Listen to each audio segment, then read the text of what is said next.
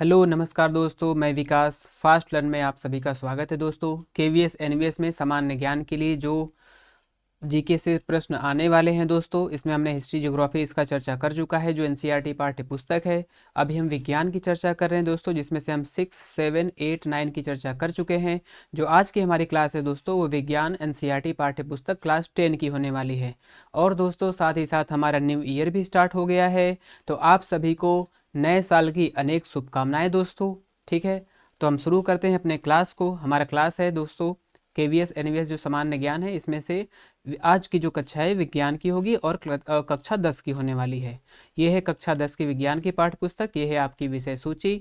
यहाँ पर हमारा चैप्टर 1 स्टार्ट होता है।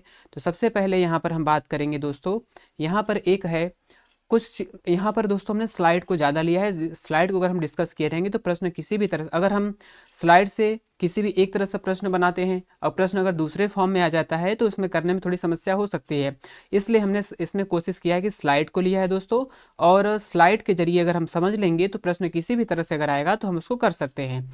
यहाँ पर दोस्तों हीट एंड ट्रायल विधि की बात की गई है। तो यहाँ से एक प्रश्न ये बन सकता है कि हीट एंड ट्रायल विधि का प्रयोग किस लिए किया जाता है। तो जो दोस्तों केमिस्ट्री में जो रासायनिक समीकरण होते हैं, जो इक्वेशन होते हैं, उसको इक्वल करने के लिए, यानी रासायनिक समीकरणों को संतुलित करने के लिए हीट एंड ट्रायल विधि का प्रयोग किया जाता है। पहली बात हो गई यहाँ पर, यानी कि हीट एंड ट्रायल विधि जो है वो किससे संबंधित है, तो रासायनिक समीकरण को संतुलित करने से संबंधित है।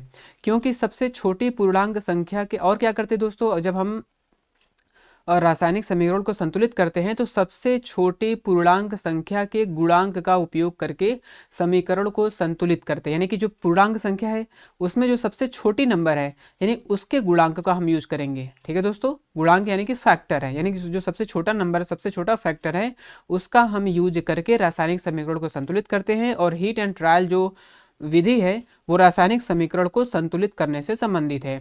दूसरा है हमारा बुझे हुए चूने का रासायनिक सूत्र क्या है दोस्तों, तो बुझे हुए चूने का जो रासायनिक सूत्र है आप देखेंगे यहाँ पर ये है calcium hydroxide, Ca in bracket OH का ट्वाइस, ये हमारा बुझे हुए चूने का रासायनिक सूत्र है, जिसे हम कैल्शियम हाइड्रोक्साइड भी कहते हैं। तो इसका रासायनिक नाम भी पूछ सकता है और रासायनिक सूत्र भी पूछ सकता है।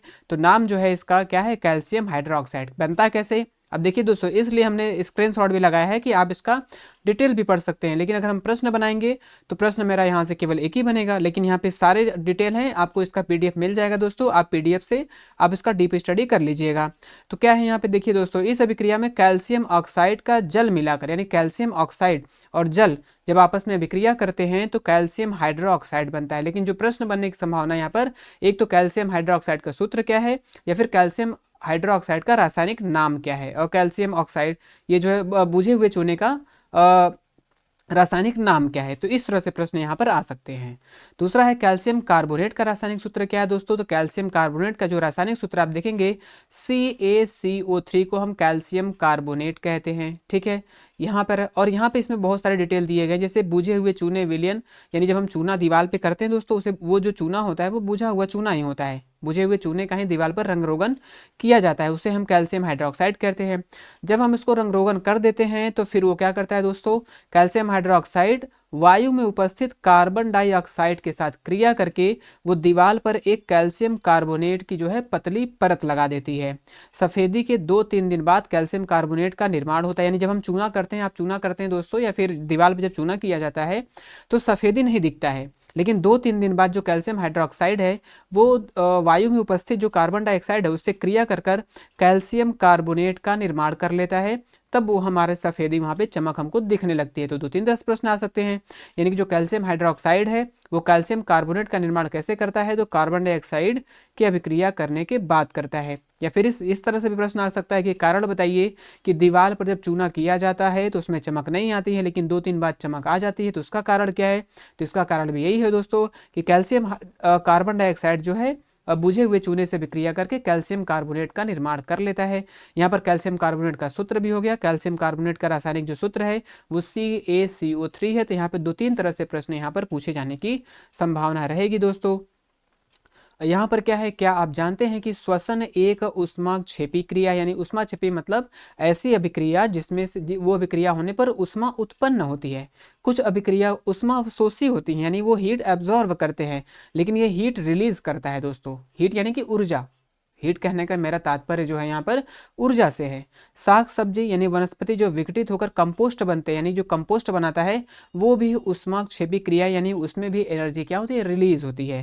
तो श्वसन और जो कंपोस्ट बनाने की विधि है, इन दोनों में ऊष्मा क्या होती है, रिलीज होती है। यहाँ पर अगला जो हमारा स्लाइड है दोस्तों, यानी अगर कोई एक यहाँ पे कोई फैक्टर है, यानी हमने एक इसे कहते हैं दोस्तों अभिकर्मक, ये अभिकर्मक है, यानी अभिकर्मक, अभिकर्मक से मतलब है यानी एक फैक्टर लिए और रिएक्शन होने के बाद क्या हो गया, दो या दो से अधिक फैक्टर में ये टूट गया, यानी एक अभिकर्मक है। ठीक है दोस्तों, यानी एक अभिकर्मक जब दो या दो से तीन पार्ट में टूट जाते हैं तो उसे हम वियोजन अभिक्रिया कहते हैं। यहाँ पर ये फिगर है हमारा सूर्य, क्या है दोस्तों, यहाँ से आप प्रश्न देख सकते हैं कि सूर्य के प्रकाश में सिल्वर क्लोराइड धूसर रंग का होकर सिल्वर धातु बनाता है। ठीक है, तो प्रश्न में आ सकता है, यानी कि जो सिल्वर क्लोराइड है, सिल्वर क्लोराइड क्या है दोस्तों, किसके उपस्थिति में सिल्वर धातु का निर्माण करता है, तो इस तरह से प्रश्न आ सकता है।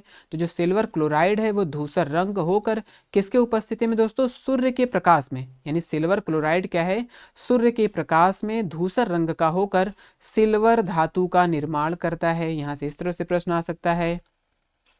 जिंक कॉपर की अपेक्षा, यानी जो जिंक है दोस्तों वो कॉपर की अपेक्षा क्या है, तो आप देखेंगे जिंक तथा लेड, यानी जब सक्रियता श्रेणी की बात करते हैं तो जिंक तथा लेड कॉपर की अपेक्षा अधिक क्रियाशील तत्व है। यानी सक्रियता श्रेणी अभी आगे आएगा दोस्तों, उसमें हम आपको दिखाएंगे, जिसमें से जिंक और लेड दोनों ही कॉपर की अपेक्षा क्या होते हैं, अधिक अभिक्रियाशील होते हैं। जब रिएक्शन होता है तो जो ज़्यादा अभिक्रियाशील धातु होता है वो कम अभिक्रियाशील धातु को हटाकर उसका स्थान ले लेता है। ठीक है दोस्तों, यानी जो कॉपर को विस्थापित कर देना, विस्थापित करना मतलब उसको हटा देता है, यानी जो मजबूत होता है, जो स्ट्रांग होता है, वो कमजोर को हटाकर उसके स्थान को ले लेता है। ठीक है दोस्तों, और यहाँ पे देखेंगे कि लोहा यानी आयरन ने कॉपर को कॉपर सल्फेट के विलयन में स्थापित कर हटा दिया। इस अभिक्रिया को विस्थापन अभिक्रिया कहते हैं। यानी कि जब कोई ज्यादा सक्रिय जो तत्व है, पदार्थ है, दूसरे कम सक्रिय तत्व को हटाकर उसका स्थान ले लेता है तो उसे हम विस्थापन क्रिया कहते हैं।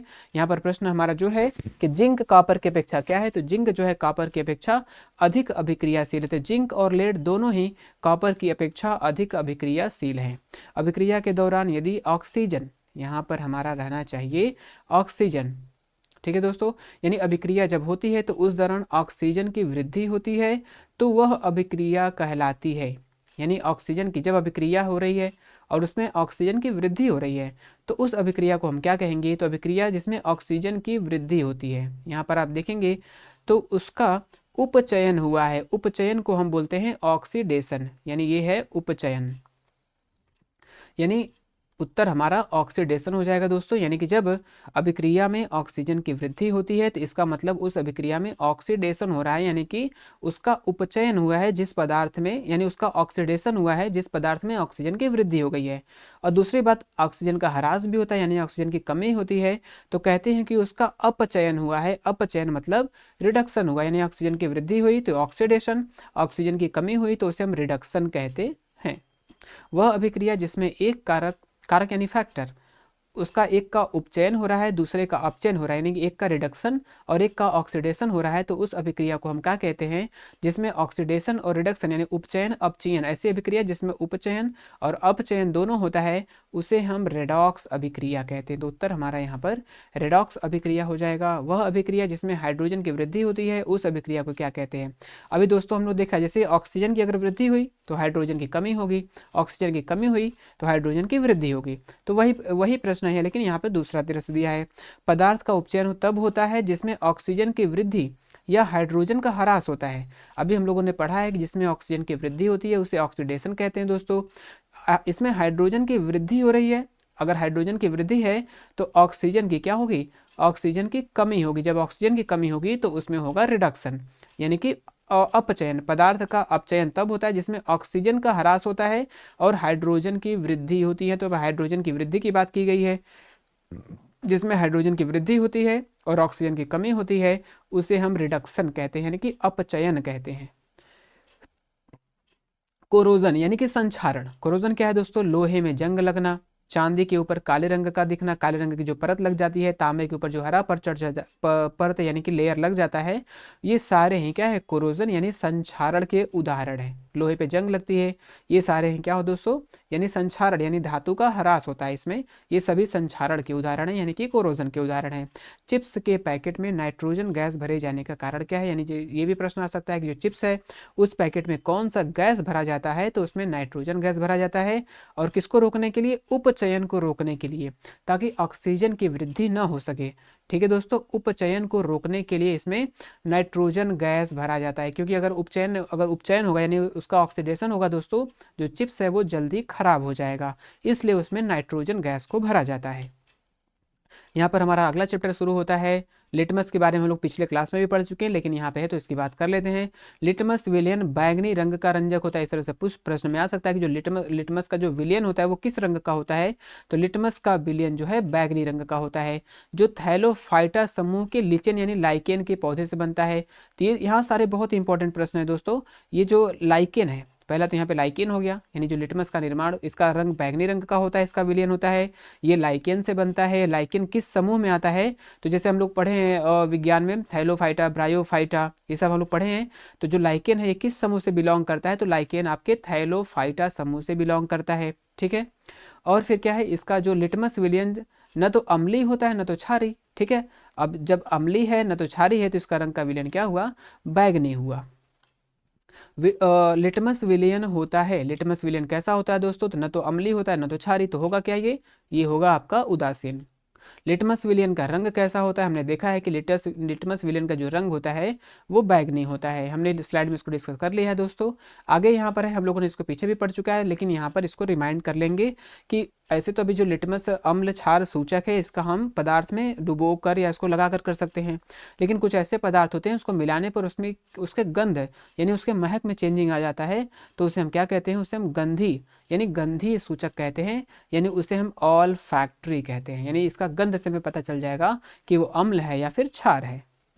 धातुओं की ऑक्साइड की प्रकृति कैसे होती है दोस्तों? तो धात्विक ऑक्साइड को क्षारकीय ऑक्साइड भी कहते हैं, यानी धातु की जो ऑक्साइड होती है वो क्षारीय प्रकृति की होती है। ठीक है दोस्तों, और अधात्विक यानी जो अधातु हैं इनकी प्रकृति कैसी होती है? तो इनकी प्रकृति जो होती है, इनके यानी अधातु के जो ऑक्साइड होते हैं वो अम्लीय होते हैं, धातु के जो ऑक्साइड होते हैं वो क्षारीय होते हैं।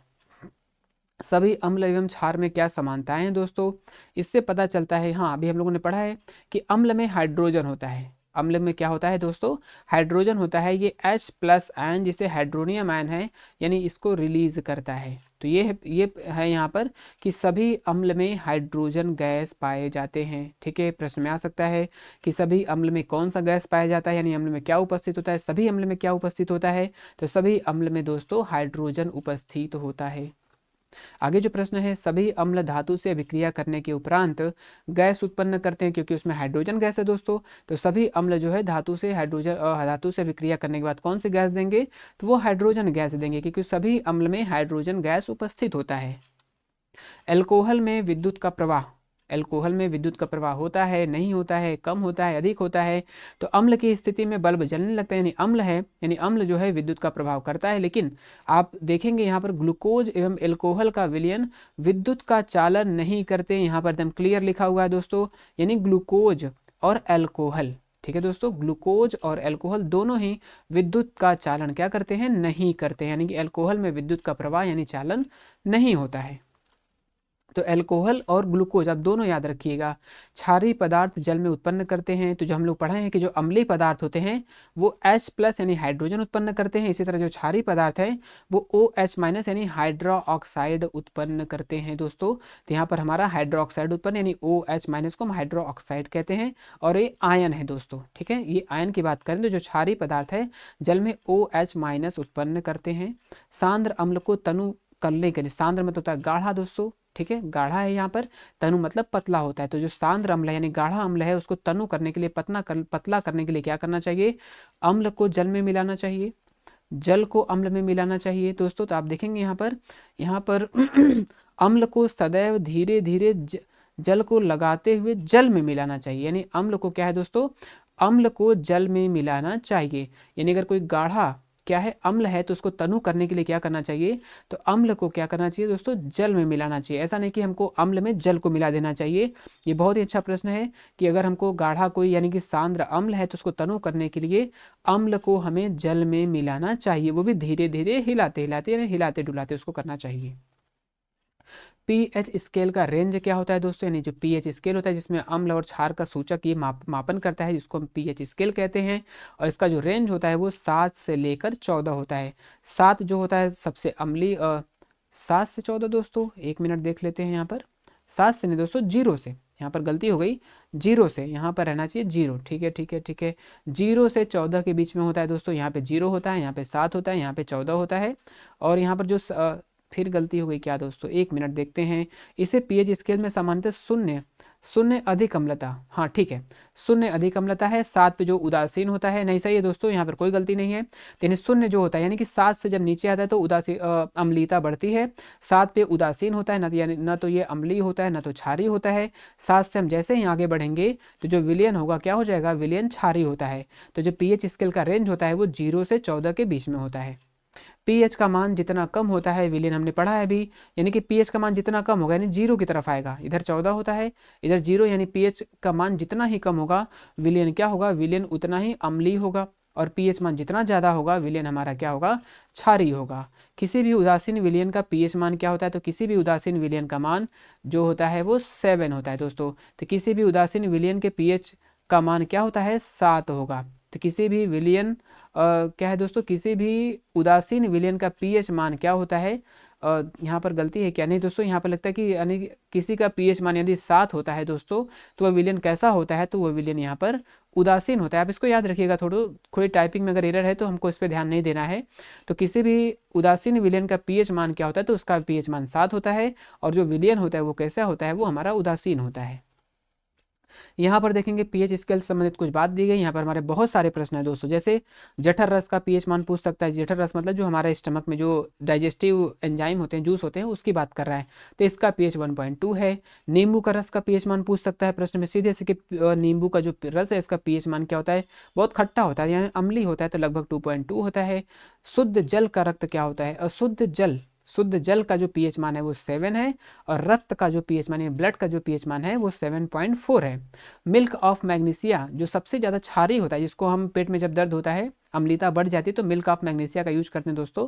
तो इसका जो क्या है ये भी पूछ सकता है, इसका 10 है। सोडियम हाइड्रोक्साइड विलयन कितना है, सोडियम हाइड्रोक्साइड विलयन का क्या है, 14 है। तो इसमें से 1 2 3 लगभग 5-6 प्रश्न है, यहाँ से कोई सा भी प्रश्न, यहाँ में कोई सा भी विलयन का पीएच मान आपसे सीधे सीधे पूछ सकता है। रक्त का पीएच मान हमने लिया है, यहाँ पर जो रक्त का पीएच मान हम लोगों ने देखा है, इसका आंसर हो जाएगा हमारा 7.4।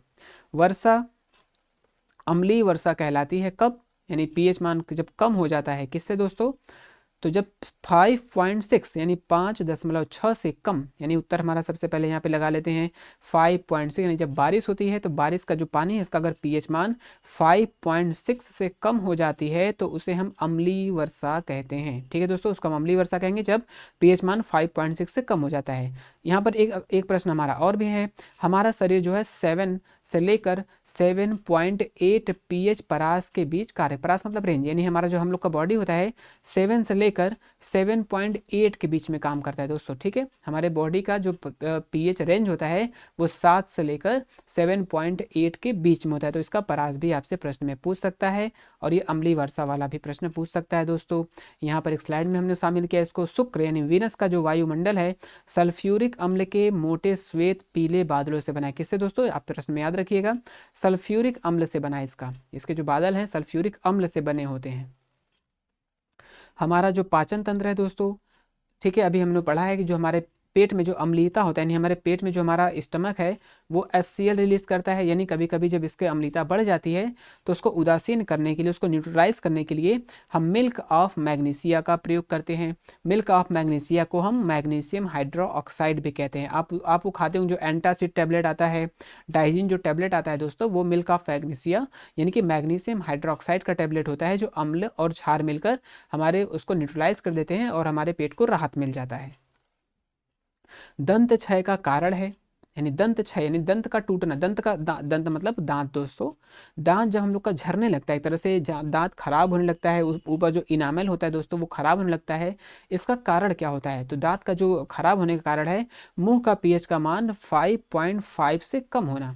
यानी अगर जब हमारे मुंह का पीएच मान 5.5 से यानी अम्लता मुंह में बढ़ने लगेगी तो हमारे दांत क्या होने लगेंगे? खराब होने लगेंगे। क्यों? दांतों का जो इनेमल है, यहाँ पे और प्रश्न है, दांतों का जो इनेमल सबसे हार्ड हमारे बॉडी का सबसे हार्ड पार्ट होता है। इनेमल कैल्शियम हाइड्रोक्सी एपेटाइट, ठीक है दोस्तों, कैल्शियम फास्फेट का क्रिस्टल रूप, यानी कि हमारा जो इनेमल है किससे बना है? तो हमारा इनेमल जो है कैल्शियम हाइड्रोक्सी एपेटाइट से बना है, जो अम्लीय जल में तो नहीं घुलता दोस्तों, लेकिन जो अम्लीयता है अम्ल में ये घुलने लगेगा। तो ये बहुत ही अच्छा प्रश्न है, इसे आप याद रखिएगा कि जो हमारे दांत का इनेमल है वो कैल्शियम हाइड्रोक्सी एपेटाइट से बना हुआ है, और जब हमारे मुंह का पीएच मान 5.5 से कम होने लगता है तो हमारे दांत खराब होना शुरू हो जाते हैं। यहाँ पर अम्ल और क्षार का एक उदाहरण, जैसे नेटल, नेटल एक पौधा है दोस्तों, नेटल का जो पत्ता है अगर ये हमारे बॉडी में यानी टच करता है, धस जाता है, इसके जो कांटे या जो भी रुएं जो भी इसमें होते हैं धस जाते हैं, तो ये मैथेनोइक अम्ल को छोड़ता है। ठीक है दोस्तों, मैथेनोइक अम्ल को छोड़ता है। तो इसको कम करने के लिए हम बेकिंग सोडा यानी उस पर बेकिंग सोडा क्या करते हैं? लगा देते हैं, जिसमें उदासीन हो जाता है और हमारा जो जलन है वो कम हो जाता है। यहाँ पर कुछ अम्ल के नाम दिए गए, जैसे सिरका, सिरका में कौन सा अम्ल होता है? एसिटिक अम्ल होता है। संतरा में सिट्रिक अम्ल होता है। इमली में टार्टरिक एसिड होता है। टमाटर में ऑक्जेलिक एसिड होता है। खट्टा दूध दही में लैक्टिक अम्ल होता है। नींबू में सिट्रिक एसिड होता है। चींटी का जो डंक करता है उसमें मैथेनोइक एसिड होता है, और जो नेटल का डंक होता है इसमें भी मैथेनोइक एसिड होता है। तो इसमें से कोई सा भी पूछ सकता है, जैसे सिरके में कौन सा अम्ल पाया जाता है, चींटी का डंक में कौन सा अम्ल पाया जाता है, ठीक है दोस्तों, टमाटर में कौन सा अम्ल पाया जाता है। तो इस तरह से प्रश्न यहाँ पर आ सकता है, जैसे टमाटर में कौन सा अम्ल पाया जाता है तो हम लगाएंगे वहाँ पर ऑक्जेलिक अम्ल। प्रबल अम्ल व प्रबल क्षार के लवण की प्रकृति कैसी होती है दोस्तों? अगर अम्ल भी प्रबल है, स्ट्रांग है, यानी कि क्षार भी प्रबल है, तो उसकी प्रकृति कैसी होगी? तो प्रबल अम्ल एवं प्रबल क्षार के लवण का पीएच मान क्या होता है? 7 होता है। और हम लोग पढ़े हैं कि जिसका पीएच मान 7 होता है यानी कि उसकी प्रकृति कैसी होती है? उदासीन होती है। तो उत्तर हमारा यहाँ पर उदासीन हो जाएगा। आगे हम और भी देखेंगे यहाँ पे लेकिन यहाँ पे दोनों प्रबल है, लेकिन प्रबल अम्ल और दुर्बल क्षार है दोस्तों, तो पीएच मान 7 से कम होगा, यानी जो प्रबल होगा, जो जिसकी प्रवृत्ति प्रबल होगी, हमारा जो विलयन है वैसा ही बनेगा। यहाँ पर प्रबल अम्ल है और दुर्बल क्षार है, तो विलयन कैसा होगा? अम्लीय होगा। आगे देखेंगे, प्रबल क्षार है दुर्बल अम्ल है, यानी प्रबल कौन है यहाँ पे? प्रबल क्षार है दोस्तों, ठीक है। क्षार जिसको हम बेस कहते हैं, क्षार को इंग्लिश में हम बेस कहते हैं, और अम्ल को हम एसिड कहते हैं। तो जो प्रबल होगा वहीं पे 7 से अधिक है, यानी कि वो विलयन क्षारी यानी बेसिक है। खाने का नमक कैसा होता है दोस्तों? खाने का नमक जो होता है ये होता है आपका उदासीन होता है, क्योंकि ये प्रबल अम्ल और प्रबल क्षार यानी कि हाइड्रोक्लोरिक अम्ल और सोडियम हाइड्रोक्साइड, हाइड्रोक्लोरिक अम्ल जो है प्रबल क्या है? प्रबल अम्ल है, और ये प्रबल क्षार है, दोनों प्रबल है, इसलिए जो हम ये नमक बनता है ये उदासीन प्रकृति का होता है। विरंजक चूर्ण यानी कि ब्लीचिंग पाउडर इसको कहते हैं दोस्तों। जो ब्लीचिंग पाउडर होता है इसका सूत्र की बात की गई, जो ब्लीचिंग पाउडर का सूत्र होता है वो Ca फिर इन ब्रैकेट ClO का ट्वाइस होता है दोस्तों। आप यहाँ देखेंगे ब्लीचिंग पाउडर, और ब्लीचिंग पाउडर का साथ साथ उपयोग कहाँ कहाँ होता है ये आप देखेंगे। विरंजन में, विरंजन यानी कि उसके रंग को धोने में, रंग को उड़ाने में इसका प्रयोग किया जाता है। रासायनिक उद्योग में उपचायक के रूप में प्रयोग किया जाता है। पीने वाले जल के जीवाणुओं को मुक्त करने के लिए किया जाता है। तो ये आपका विरंजक चूर्ण का उपयोग दिया गया है। और विरंजक चूर्ण को जो रासायनिक सूत्र है दोस्तों यहाँ पर CaClO का ट्वाइस होता है। फिर यहाँ पर बेकिंग सोडा की बात की गई है। रासायनिक नाम इसका क्या होता है? बेकिंग सोडा का जो रासायनिक नाम है वो सोडियम हाइड्रोजन कार्बोनेट होता है। इसका जो सूत्र है वो सोडियम यानी NaHCO3 होता है। तो यहाँ पर रासायनिक सूत्र भी दिया है दोस्तों, और यहाँ इसका रासायनिक नाम भी दिया है, sodium hydrogen carbonate NaHCO3 NaHCO3 होता है। और इसे हम सोडियम हाइड्रोजन कार्बोनेट के नाम से जानते हैं, किसको दोस्तों? बेकिंग सोडा को। धोने का सोडा आ गया यहाँ पे, जिससे हम कपड़े उपड़े, वॉशिंग सोडा जो होता है दोस्तों, ये इसका क्या है? इसका क्या है रासायनिक सूत्र? आप देखेंगे Na2CO3 इंटू 10H2O, यानी कि Na2CO3 फिर 10H2O जो होता है वो धोने का सोडा है दोस्तों, ठीक है। और ये क्या है? ये क्षार की लवण यानी ये क्षार होता है। धोने के सोडा का उपयोग कर देख सकते हैं यहाँ पर क्या है, कांच साबुन उद्योग में इसका प्रयोग किया जाता है। बोरेक्स जैसे सोडियम यौगिक के उत्पादन में भी किया जाता है, इसका उपयोग भी जरूर याद रखिए। जैसे अगर प्रश्न में आ गया कि बोरेक्स जैसे सोडियम जो यौगिक है इसके उत्पादन में किसका प्रयोग किया जाता है, तो धोने का सोडा का प्रयोग किया जाता है। सोडियम कार्बोनेट का उपयोग घर के साफ सफाई में, कपड़े उपड़े धोने, ये तो सफाई वाला हो गया, सोचो जो पाउडर वॉशिंग पाउडर होता है। जल की स्थायी कठोरता को दूर करने में भी धोने के सोडे का उपयोग किया जाता है। जिप्सम की बात करें दोस्तों, जिप्सम है यहाँ पर, ठीक है। जिप्सम क्या है, जिप्सम का जो रासायनिक सूत्र है, इसको हम कैल्शियम सल्फेट कहते हैं। जिप्सम को यहाँ पर लिखा नहीं है कैल्शियम सल्फेट, लेकिन इसका जो रासायनिक सूत्र है CaSO4 इंटू 2H2O होता है, यानी कि CaSO4 कैल्शियम। ये भी याद रखिएगा दोस्तों, यहाँ तो केवल सूत्र दिया है, लेकिन इसका जो नाम होता है वो कैल्शियम सल्फेट होता है, ठीक है दोस्तों। CaSO4 इंटू 2H2, यानी कि इसमें दो, यानी कि जो वाटर के दो मॉलिक्यूल होते हैं, जब इसमें वाटर के दो मॉलिक्यूल हैं दोस्तों, तो इसको हम क्या बोलेंगे, जिप्सम बोलेंगे। और इसको हीट करने पे जब इसके वाटर का मॉलिक्यूल क्या हो जाता है, 1/2 यानी हाफ हो जाता है, तो वो क्या बन जाता है, वो हमारा POP बन जाता है, प्लास्टर ऑफ पेरिस बन जाता है। आगे शायद प्रश्न में है भी हमारे, आप यहाँ देखिए यहाँ पे वो कैल्शियम सल्फेट हेमी हाइड्रेट हो जाता है। हेमी मतलब यहाँ पर लिखा, हाँ, अर्ध हाइड्रेट या हेमी हाइड्रेट कहते हैं, यहाँ पे कैल्शियम सल्फेट भी लिखा हुआ है। तो प्लास्टर ऑफ पेरिस की अगर बात करें, तो प्लास्टर ऑफ पेरिस की जो रासायनिक नाम है वो कैल्शियम सल्फेट अर्ध हाइड्रेट या फिर कैल्शियम सल्फेट हेमी हाइड्रेट होता है। इसका जो सूत्र होता है वो CaSO4 इंटू हाफ H2O होता है। अगर 2H2O हो जाएगा तो वो जिप्सम बन जाएगा, और हाफ H2O बन जाएगा तो वो आपका POP यानी प्लास्टर ऑफ पेरिस बन जाएगा, जिसका प्रयोग टूटी हुई हड्डियों को जोड़ने में जो प्लास्टर होता है इसका प्रयोग करते हैं दोस्तों।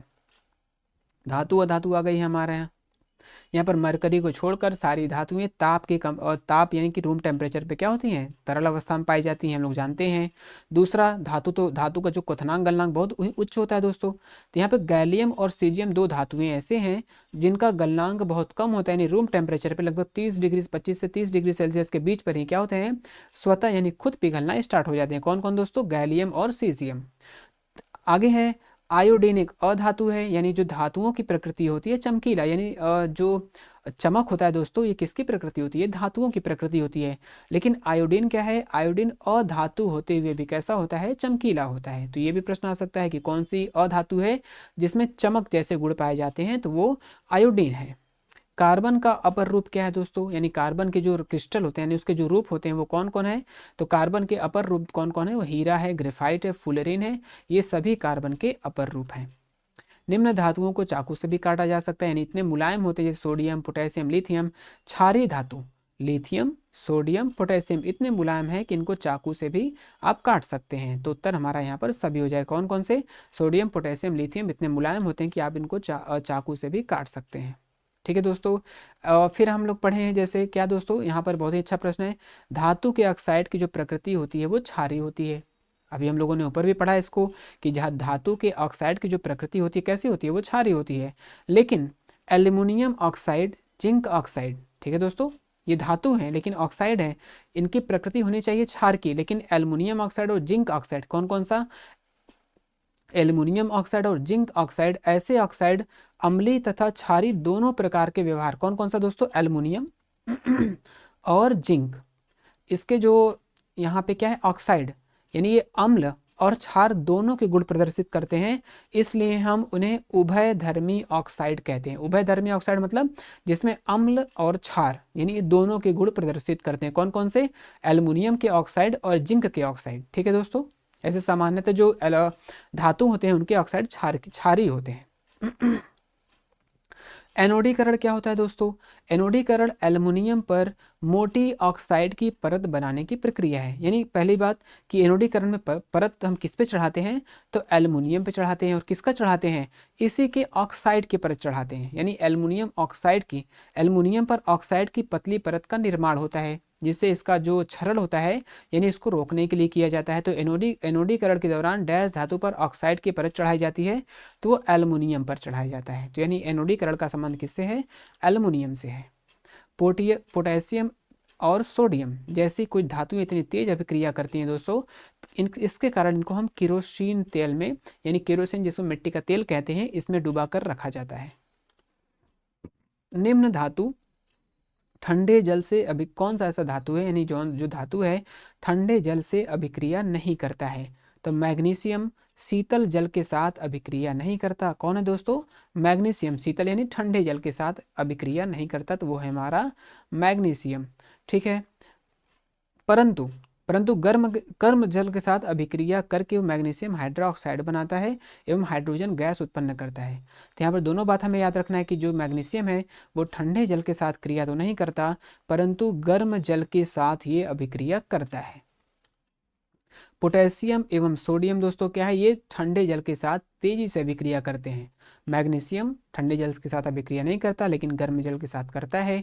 पोटेशियम और सोडियम क्या है, ये ठंडे जल के साथ भी अभिक्रिया करते हैं।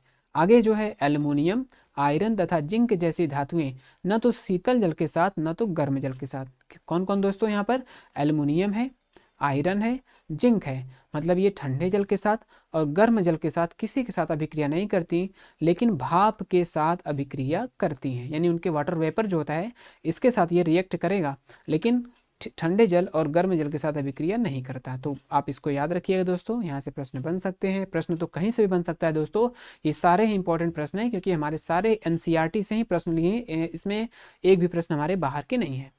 निम्न धातुएं केवल भाप से क्रिया करती हैं। अभी हम लोगों ने पढ़ा है दोस्तों, एल्युमिनियम, आयरन तथा जिंक ऐसी धातुएं हैं जो ठंडे जल और गर्म जल के साथ अभिक्रिया नहीं करती, लेकिन भाप यानी वाटर वेपर के साथ ये अभिक्रिया करती हैं। लेड, कॉपर, सिल्वर तथा गोल्ड जैसी धातुएं जल के साथ बिल्कुल अभिक्रिया नहीं करती। कौन कौन दोस्तों? लेड है, कॉपर है, सिल्वर है, गोल्ड है। यानी इनकी जो ड्यूरेबिलिटी है, यानी इसमें क्षरण इनका नहीं होता क्योंकि ये जल के साथ क्या होते हैं? अभिक्रिया नहीं करती। ठीक है दोस्तों, इसलिए ये धातुएं क्या होती हैं? धातुएं महंगी भी मिलती हैं। एक्वारेजिया, एक्वारेजिया क्या होता है दोस्तों? रॉयल जल का लैटिन शब्द है। एक्वारेजिया क्या होता है? 3:1 यानी 3:1 के रेशियो में होता है। क्या क्या होता है? तीन संबंधी, एक जिसे हम बोलते हैं कि अनुपात में सांद्र हाइड्रोक्लोरिक एसिड, यानी इसमें सांद्र हाइड्रोक्लोरिक एसिड होता है दोस्तों। हाइड्रोक्लोरिक एसिड मतलब कि HCl होता है, एवं सांद्र नाइट्रिक अम्ल होता है। नाइट्रिक अम्ल शायद HNO3 को हम नाइट्रिक अम्ल कहते हैं दोस्तों। तो ये क्या है? यहाँ जो सोडियम क्या है दोस्तों? हाइड्रोक्लोरिक एसिड है, ये 3 रेशियो में रहता है, और जो नाइट्रिक अम्ल है वो 1 के रेशियो में रहता है, और इसी से एक्वारेजिया का निर्माण होता है। ये इतना ही स्ट्रॉन्ग जो ये वाटर है दोस्तों, एक्वारेजिया का जो लिक्विड होता है इतना स्ट्रॉन्ग होता है कि गोल्ड को भी गला सकता है। यानी किसी को भी अगर कोई नॉर्मल नहीं गल रहा है तो उसमें हम एक्वारेजिया विलियन का प्रयोग करके उसे गला सकते हैं। ये क्या दोस्तों? उन अभी जैसे गोल्ड एवं प्लेटिनम को भी गलाने में ये समर्थ है। ठीक है दोस्तों, तो ये गोल्ड को भी प्लेटिनम को भी क्या करता है? गला देता है। और यहाँ पे कौन कौन से अम्ल है इसमें? सांद्र हाइड्रोक्लोरिक अम्ल है और सांद्र नाइट्रिक अम्ल है, और इसका जो रेशियो है वो 3:1 है। यहाँ पर दोस्तों आप देखेंगे सक्रियता श्रेणी की बात हम लोग कर रहे थे ऊपर, तो सबसे ज़्यादा सक्रियता श्रेणी में ऊपर है वो है आपका पोटेशियम, दूसरे नंबर पर है आपका सोडियम। ये सबसे ज़्यादा सक्रिय धातु हैं, पोटेशियम और सोडियम। इसके बाद यहाँ पे क्रमशः कैल्शियम, मैग्नीशियम सबका दिया हुआ है, तो हमको ऊपर का कम से कम 2-3 याद रखना है दोस्तों। पोटेशियम, सोडियम, कैल्शियम सक्रियता श्रेणी में सबसे ऊपर है, यानी सबसे ज़्यादा एक्टिव होते हैं। और सबसे कम एक्टिव में आता है आपका सबसे नीचे कौन है? गोल्ड, और उसके ऊपर है सिल्वर। यानी कि गोल्ड और सिल्वर, सबसे कम अभिक्रियाशील कौन होता है? गोल्ड होता है, और जो सबसे अधिक अभिक्रियाशील होता है वो पोटेशियम, उसके बाद सोडियम होता है। सबसे दोस्तों यहाँ पर क्या है? स्वतंत्र अवस्था। हाँ, स्वतंत्र अवस्था में कौन कौन पाए जाते हैं? क्योंकि सबसे कम अभिक्रियाशील होते हैं, ये बाहर किसी से भी तत्व से, वायु से, वाटर से रिएक्ट नहीं कर पाता है। तो आपका है गोल्ड यानी सोना, चांदी, प्लेटिनम, कॉपर, ये क्या हुए? स्वतंत्र अवस्था में पाए जाते हैं। जैसे 4 ऑप्शन दे दिया प्रश्न में, एक ऑप्शन किसी और का दे दिया, जैसे आयरन दे दिया, जिंक दे दिया, निकिल दे, ऐसा कुछ दे दिया, कि इसमें कौन सा स्वतंत्र अवस्था में पाया जाता है, या फिर इसमें से कौन सा स्वतंत्र अवस्था में नहीं पाया जाता, इस तरह से प्रश्न बन सकते हैं। तो इसलिए हमने स्लाइड को लिया है दोस्तों, यानी कि जो सोना, चांदी यानी कि गोल्ड और सिल्वर, प्लेटिनम एंड कॉपर यानी कि तांबा, ये स्वतंत्र अवस्था में पाए जाते हैं। ठीक है दोस्तों, यहाँ पर क्या दिया है हमारा? यहाँ पर है सीने बार, सीना बार। जो सीना बार है वो क्या है? सीना बार जो है दोस्तों मरकरी यानी कि पारा, मरकरी का एक अयस्क है। ठीक है, तो सीने बार किसका अयस्क है? इस प्रश्न में आता है कि सीने बार या सीना बार भी इसको बोलते हैं, ये किसका अयस्क है? तो ये मरकरी का अयस्क है दोस्तों। ठीक है, यानी जो मरकरी यानी पारा बनता है वो सीना बार अयस्क से ही बनता है। थर्मिट अभिक्रिया का संबंध किससे है? थर्मिट अभिक्रिया का प्रयोग कहाँ करते हैं दोस्तों? तो जो धातुएं दरार है, धातुओं को दरार के भरने में, या फिर जो पटरी होती है, रेलवे जो लाइन होती है, इसमें जो दरार आती है उसको भरने के लिए जो प्रक्रिया का प्रयोग किया जाता है, यानी रेल के पटरी में आए दरार को जोड़ने के लिए, धातुओं में आए दरार को जोड़ने के लिए जिस अभिक्रिया का प्रयोग किया जाता है उसे ही हम थर्मिट अभिक्रिया कहते हैं। ठीक है दोस्तों, अभी हम लोगों ने पढ़ा कि जो सिल्वर है, सिल्वर यानी कि चांदी है, उस पर काले रंग की, यहाँ पर देखेंगे काले रंग, जैसे संक्षारण के दौरान काले रंग की इस पर परत लग जाती है। तो जो काला रंग का जो पदार्थ होता है वो होता क्या है? तो वो होता है आपका सिल्वर सल्फाइड। ठीक है, यानी कि चांदी पर जो काले रंग की पदार्थ यानी परत लगती है वो होती है सिल्वर सल्फाइड। इसी तरह जो तांबा है, तांबे पर क्या है? हरे रंग की, तांबे पर हरे रंग की जो पदार्थ लगती है वो होता है आपका कॉपर कार्बोनेट। तो प्रश्न में आ सकता है कि जो उस पर काले रंग की, हरे रंग की पदार्थ लगती है वो होती क्या है? तो वो कॉपर कार्बोनेट है, सिल्वर सल्फेट है। तो इसे भी रासायनिक उसका नाम पूछता है। सोल्डर यानी सोल्डिंग करने वाली जो धातु होती है वो क्या होती है दोस्तों? जैसे अभी आप लोग पढ़े होंगे कॉपर और जिंक। कॉपर और जिंक क्या होता है? पीतल होता है। कॉपर और टिन क्या होता है? कांसा होता है। ये पीतल है, ये आपका पीतल है। ऐसे रहेगा, ये पीतल है, ये आपका कांसा है, ये कांसा का मिश्रण है। और यहाँ पर ये जो है आपका लेड है, क्या है दोस्तों? सोल्डर है। सोल्डर, सोल्डर में ये लेड है, पीबी जिसको लेड कहते हैं, एसएन यानी टीन है। ये दोनों मिलकर आपका सोल्डर का निर्माण करते हैं दोस्तों। तो सोल्डर किससे बनता है? ये लेड और टीन से मिलकर बनता है। लेड और टीन का ये मिश्र धातु है। आगे जो हमारा चैप्टर है यहाँ पर हम लोगों ने पढ़ा है अभी जिसको, जो कार्बन का अपर रूप है, जिसमें क्या क्या था? हीरा था हमारा, ग्रेफाइट था, और ये बकमिंस्टर फुलेरिन की संरचना यानी C60, ये भी आ सकता है C60 क्या है दोस्तों? इसी को हम बकमिंस्टर फुलेरिन कहते हैं, क्योंकि इसके जो वैज्ञानिक थे, C60 के खोज करने वाले थे, वो बकमिंस्टर फुलेरिन ही थे। ठीक है दोस्तों, और सबसे पहले जो है इसी इसी की खोज की गई थी, C60 की खोज की गई थी। यहाँ पर देखेंगे कि सबसे पहले C60 की पहचान की गई थी। और क्या है यहाँ पर? जो बकमिंस्टर फुलर, इनके नाम पर ही इसका नाम फुलेरिन पड़ा है। यहाँ पर आप देखेंगे कार्बन से संबंधित कुछ बातें की गई है दोस्तों, यानी कि कार्बन परमाणुओं के बीच केवल एक आबंध से जुड़े, यानी एक आबंध यानी सिंगल बॉन्ड, यानी कार्बन परमाणु के बीच अगर सिंगल, यहाँ पे कार्बन है, यहाँ पर कार्बन है, अगर इनके बीच सिंगल बॉन्ड है यानी एकल बंध है दोस्तों, तो उस यौगिक को हम क्या बोलेंगे? उस यौगिक को हम संतृप्त यौगिक यानी सैचुरेटेड कंपाउंड कहेंगे दोस्तों। यानी संतृप्त यौगिक कहते हैं कब? जब कार्बन अणुओं के बीच जो बॉन्ड होता है वो सिंगल बॉन्ड होता है तब, यानी एकल बंध होता है, तो उसको हम संतृप्त यौगिक कहते हैं। द्वि यानी कि दो अथवा त्रि आबंध वाले कार्बनिक यौगिक असंतृप्त यौगिक कहलाते हैं, यानी कि कार्बन क्या है? दो बॉन्ड है, या फिर कार्बन में ट्रिपल बॉन्ड है, तो इसे हम असंतृप्त यौगिक कहते हैं। प्रश्न में आ सकता है सीधे सीधे कि अगर कार्बन परमाणुओं के बीच सिंगल बॉन्ड है तो उस वो कौन सा यौगिक होगा? संतृप्त होगा, असंतृप्त होगा, कैसा होगा? तो इसमें तो जो एकल बॉन्ड है वो सैचुरेटेड है, और जो डबल और ट्रिपल बॉन्ड है वो अनसैचुरेटेड है, यानी कि असंतृप्त यौगिक इसको हम कहते हैं। सिंगल बॉन्ड से जुड़े हुए वाला जो रहता है, अभी हमने पढ़ा है, जो सिंगल बॉन्ड यानी कि एकल बंध जिसमें होता है उसे हम संतृप्त यौगिक कहते हैं। यहाँ पर कार्बनिक यौगिक कुछ बात की गई है दोस्तों। कार्बनिक क्या है? फ्रेडरिक वोहलर, हाँ, जो कार्बनिक यौगिक है इसमें अमोनियम साइनाइड से, सबसे पहले हम बात करेंगे अमोनियम साइनाइड। अमोनियम साइनाइड से यूरिया बनाने वाले कौन थे? तो सबसे फ्रेडरिक वोहलर, फ्रेडरिक वोहलर जो वैज्ञानिक थे दोस्तों, इन्होंने अमोनियम साइनेट से यूरिया का क्या किया था? निर्माण किया था। यहाँ पर कुछ बातें हैं आपके कार्बन परमाणुओं की संख्या, नाम और सूत्र। तो यहाँ पर हमको देखना है बस मीथेन, सूत्र याद रखिएगा। रासायनिक सूत्र क्या है? जैसे मेथेन का रासायनिक सूत्र क्या है? CH4। एथेन का रासायनिक सूत्र C2H6 है दोस्तों। इसी तरह प्रोपेन, ब्यूटेन, पेंटेन और हेक्सेन, इसका रासायनिक सूत्र याद रखिएगा। जैसे मेथेन का CH4 हो गया, एथेन का C2H6 हो गया। इसी तरह हमको क्या रखना है दोस्तों? इनके रासायनिक सूत्र के जो नाम है इसे हमें याद रखने हैं। इसमें से किसी का भी रासायनिक सूत्र का नाम पूछ सकता है। बेंजीन का रासायनिक सूत्र क्या होता है? जो बेंजीन का जो रासायनिक सूत्र है वो C6H6 होता है। ठीक है दोस्तों, इसका बस यहाँ से प्रश्न में रासायनिक सूत्र, रासायनिक नाम ही पूछे जाने की संभावना होगी। जहाँ जहाँ पर हमें ऐसा लगा है हमने उसको शामिल कर लिया दोस्तों। संतृप्त हाइड्रोकार्बन वाले यौगिक कहलाते हैं। संतृप्त जो हाइड्रोकार्बन वाले यौगिक है वो क्या कहलाते हैं? तो केवल कार्बन एवं हाइड्रोजन, यानी जिसमें कार्बन और हाइड्रोजन पाया जाता है, उन्हें हम हाइड्रोकार्बन कहते हैं। इनमें से संतृप्त हाइड्रोकार्बन, जो संतृप्त हाइड्रोकार्बन होते हैं दोस्तों, उनको हम एल्केन कहते हैं। तो उत्तर हमारा यहाँ पर क्या हो गया, एल्केन हो गया। संतृप्त हाइड्रोकार्बन वाले जो यौगिक होते हैं उनको हम एल्केन कहते हैं। असंतृप्त हाइड्रोकार्बन जिनमें एक या एक असंतृप्त हाइड्रोकार्बन अपने पीछे पड़ा जिसमें एक या एक से अधिक दोहरे बंध होते हैं। क्या है दोस्तों, असंतृप्त हाइड्रोकार्बन जिनमें एक या अधिक दोहरे आबंध यानी बॉन्ड होते हैं उनको हम एल्कीन कहते हैं। फिर दोस्तों एक या अधिक त्रि आबंध, वहाँ पे एक या दो होगा तो वहाँ पर एल्कीन होगा। एक या फिर तीन आबंध यानी तीन बॉन्ड होंगे, ट्रिपल बॉन्ड होंगे, तो उसे हम एल्काइन कहेंगे। लेकिन जो संतृप्त हाइड्रोकार्बन है उसे हम क्या कहते हैं, तो उसे हम एल्केन कहते हैं। दो बॉन्ड वाले को हम एल्कीन कहेंगे और जो ट्रिपल बॉन्ड वाला होगा उसे हम एल्काइन कहेंगे। जंतु वसा होती है, जो जंतु वसा होती है दोस्तों कैसी होती है, तो आप देखेंगे लंबी असंतृप्त कार्बन श्रृंखलाएं होती हैं, जबकि जंतु वसा में संतृप्त कार्बन श्रृंखलाएं पाई जाती है। तो असंतृप्त कार्बन श्रृंखला किसमें पाई जाती है, जो ये होता है जो वनस्पति तेल होते हैं, जो जैसे सरसों, इन सब के जो प्राकृतिक होते हैं ना, जो बीज से तेल निकलते हैं उनको हम क्या बोलते हैं, वनस्पति तेल कहते हैं।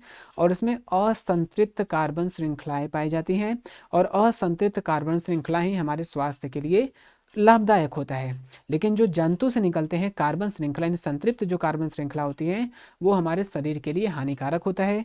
तो जो जंतु वसा होती है दोस्तों वो संतृप्त कार्बन श्रृंखला होती है, जो हमारे शरीर के लिए स्वास्थ्य कारक नहीं होता है। भोजन पकाने के लिए उपयोग करना चाहिए, तो अभी हम लोगों ने पढ़ा है जो भोजन पकाने वाले हैं उसमें हम असंतृप्त वशी अम्ल यानी जो तेल होते हैं, असंतृप्त भोजन पकाने के लिए असंतृप्त वसा अम्लों का प्रयोग किया जाना चाहिए, जो क्या होता है, जो वनस्पति यानी वनस्पतियों से बनता है। वनस्पति यानी जो पौधे, पेड़ पौधे होते हैं इनसे बनते हैं। लेकिन जो जंतु से संतृप्त जो अम्ल पाया जाता है उससे हमको भोजन को नहीं पकाना चाहिए।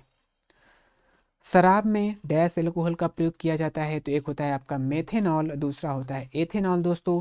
तो यहाँ पर जो शराब में प्रयोग किया जाता है वो एथेनॉल का प्रयोग किया जाता है, यानी कि पी सकते हैं आप इसको, यानी पीने योग्य जो शराब होता है वो एथेनॉल होता है। ये होता है जहरीला।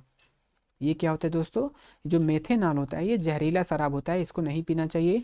खबरों में जब कभी कभी आप सुनते हैं कि शराब पीकर कुछ लोगों की मौत हो गई, तो वो वास्तव में मेथेनॉल होता है, जो बहुत ही घातक होता है। और जो पीने योग्य होता है जो अल्कोहल, वो एथेनॉल होता है। टिंचर आयोडीन टिंचर आयोडीन है, कफ सिरप है, टॉनिक है, यानी जो दवाइयाँ औषधियाँ बनती हैं वहाँ पर किसका, वहाँ पर एथेनॉल का ही प्रयोग किया जाता है। हम लोग पढ़ते हैं ना, जैसे कि बहुत सारी जो दवाएं हैं उसमें एल्कोहल का प्रयोग किया जाता है, तो एल्कोहल कौन सा होता है, तो वो आपका एथेनॉल होता है। एथेनॉल के विपरीत जो मेथेनॉल है दोस्तों, देखें आप यहाँ पे मेथेनॉल क्या है, इसको पीने से मृत्यु हो सकती है। ठीक है, यकृत मेथेनॉल ऑक्सीकृत होकर मेथेनॉल बन जाता है, यानी लीवर में जब यह जाता है तो मेथेनॉल बन जाता है। मेथेनॉल यकृत की कोशिकाओं के घटकों के साथ अभिक्रिया करने लगता है, इससे प्रोटोप्लाज्म उसी प्रकार स्कंदित हो जाता है, जम जाता है, रोक देता है। ठीक है दोस्तों, तो यहाँ पर बस जो जहरीला शराब होता है वो मेथेनॉल होता है, जो पीने वाला होता है वो एथेनॉल होता है। ग्लाइसल एसिटिक अम्ल को कहा जाता है, यानी ग्लाइसल एसिटिक अम्ल किसे कहते हैं दोस्तों, तो आप देखेंगे एथेनोइक अम्ल को। जो एथेनोइक एसिड है इसे ही हम ग्लाइसल एसिटिक अम्ल कहते हैं। ठीक है, एथेनोइक अम्ल को सामान्यतः एसिटिक एसिड भी कहा जाता है, ये भी याद रखिएगा, इसमें दो तीन नाम है। तो जो एथेनोइक अम्ल है इसे हम एसिटिक एसिड कहते हैं दोस्तों, और इसी को हम ग्लाइसल एसिटिक एसिड भी कहते हैं। यहाँ पर और भी जानकारियाँ दी जाएंगी, जैसे क्यों क्यों कहते हैं दोस्तों, शुद्ध एथेनोइक अम्ल का गलनांक 290 केल्विन होता है, इसलिए ठंडी जलवायु में शीत के दिनों में यह जम जाता है। ठीक है दोस्तों, शीत के समय में क्या होता है, ये एथेनोइक अम्ल इसके जम जाने के कारण ही इसे ग्लाइसल एसिटिक अम्ल कहा जाता है। आगे चैप्टर हमारा यहाँ से स्टार्ट होता है जैव प्रक्रम वाला। ठीक है दोस्तों, जो पौधे होते हैं, पौधों में जो फूड स्टोर होता है वो मंड यानी कि स्टार्च के रूप में स्टोर होता है। इसी तरह हम लोग भी हैं दोस्तों, यानी मानव यानी मनुष्य हैं, इसमें जो यानी हमारे शरीर में आप देखेंगे यहाँ पर, यानी ये पौधों की बात कर रहे हैं, यहाँ पर जो बात हो रही है पौधों की बात हो रही है। पौधों में जो फूड स्टोर होता है वो मंड यानी स्टार्च के रूप में होता है, और जो हमारे शरीर में फूड स्टोर होता है दोस्तों वो ग्लाइकोजन के रूप में स्टोर होता है, यानी संचित होता है। तो पौधों का भी पूछ सकता है, और हमारे शरीर में ग्लाइकोजन के रूप में होता है। हमारे शरीर में भोजन का जो संचय होता है वो किस रूप में होता है, तो वो ग्लाइकोजन के रूप में होता है। पौधों के द्वारा नाइट्रोजन का प्रयोग किया जाता है दोस्तों, यानी पौधे जो नाइट्रोजन है, यानी जो पौधे होते हैं वो वायुमंडल से डायरेक्ट जो है नाइट्रोजन का प्रयोग नहीं कर पाते। ठीक है। जैसे हम लोग पढ़े हैं उसमें जो राइजोबियम होता है, राइजोबियम जीवाणु वो क्या करता है, नाइट्रोजन को एब्जॉर्ब करता है, उसको नाइट्राइट या फिर नाइट्रेट में कन्वर्ट कर देता है, तभी पौधे क्या हैं उसका प्रयोग कर पाते हैं। तो जो पौधे हैं वो नाइट्रोजन को नाइट्रेट या नाइट्राइट, अकार्बनिक नाइट्रेट या नाइट्राइट के रूप में लिया जाता है, और ये अकार्बनिक है दोस्तों।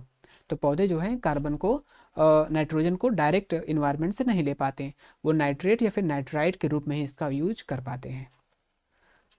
निम्न में से किसके द्वारा मुंह में जटिल शर्करा को सरल शर्करा में बदलने, जटिल शर्करा मतलब ग्लूकोज, यहाँ पे जटिल मीन्स हार्ड या फिर कॉम्प्लेक्स कह सकते हैं, सरल मतलब सिंपल, यानी कॉम्प्लेक्स शुगर को हम सिंपल शुगर में यानी कि जटिल शर्करा को सरल शर्करा में बदलने में कौन मदद करता है, तो वो है दोस्तों एमिलेज।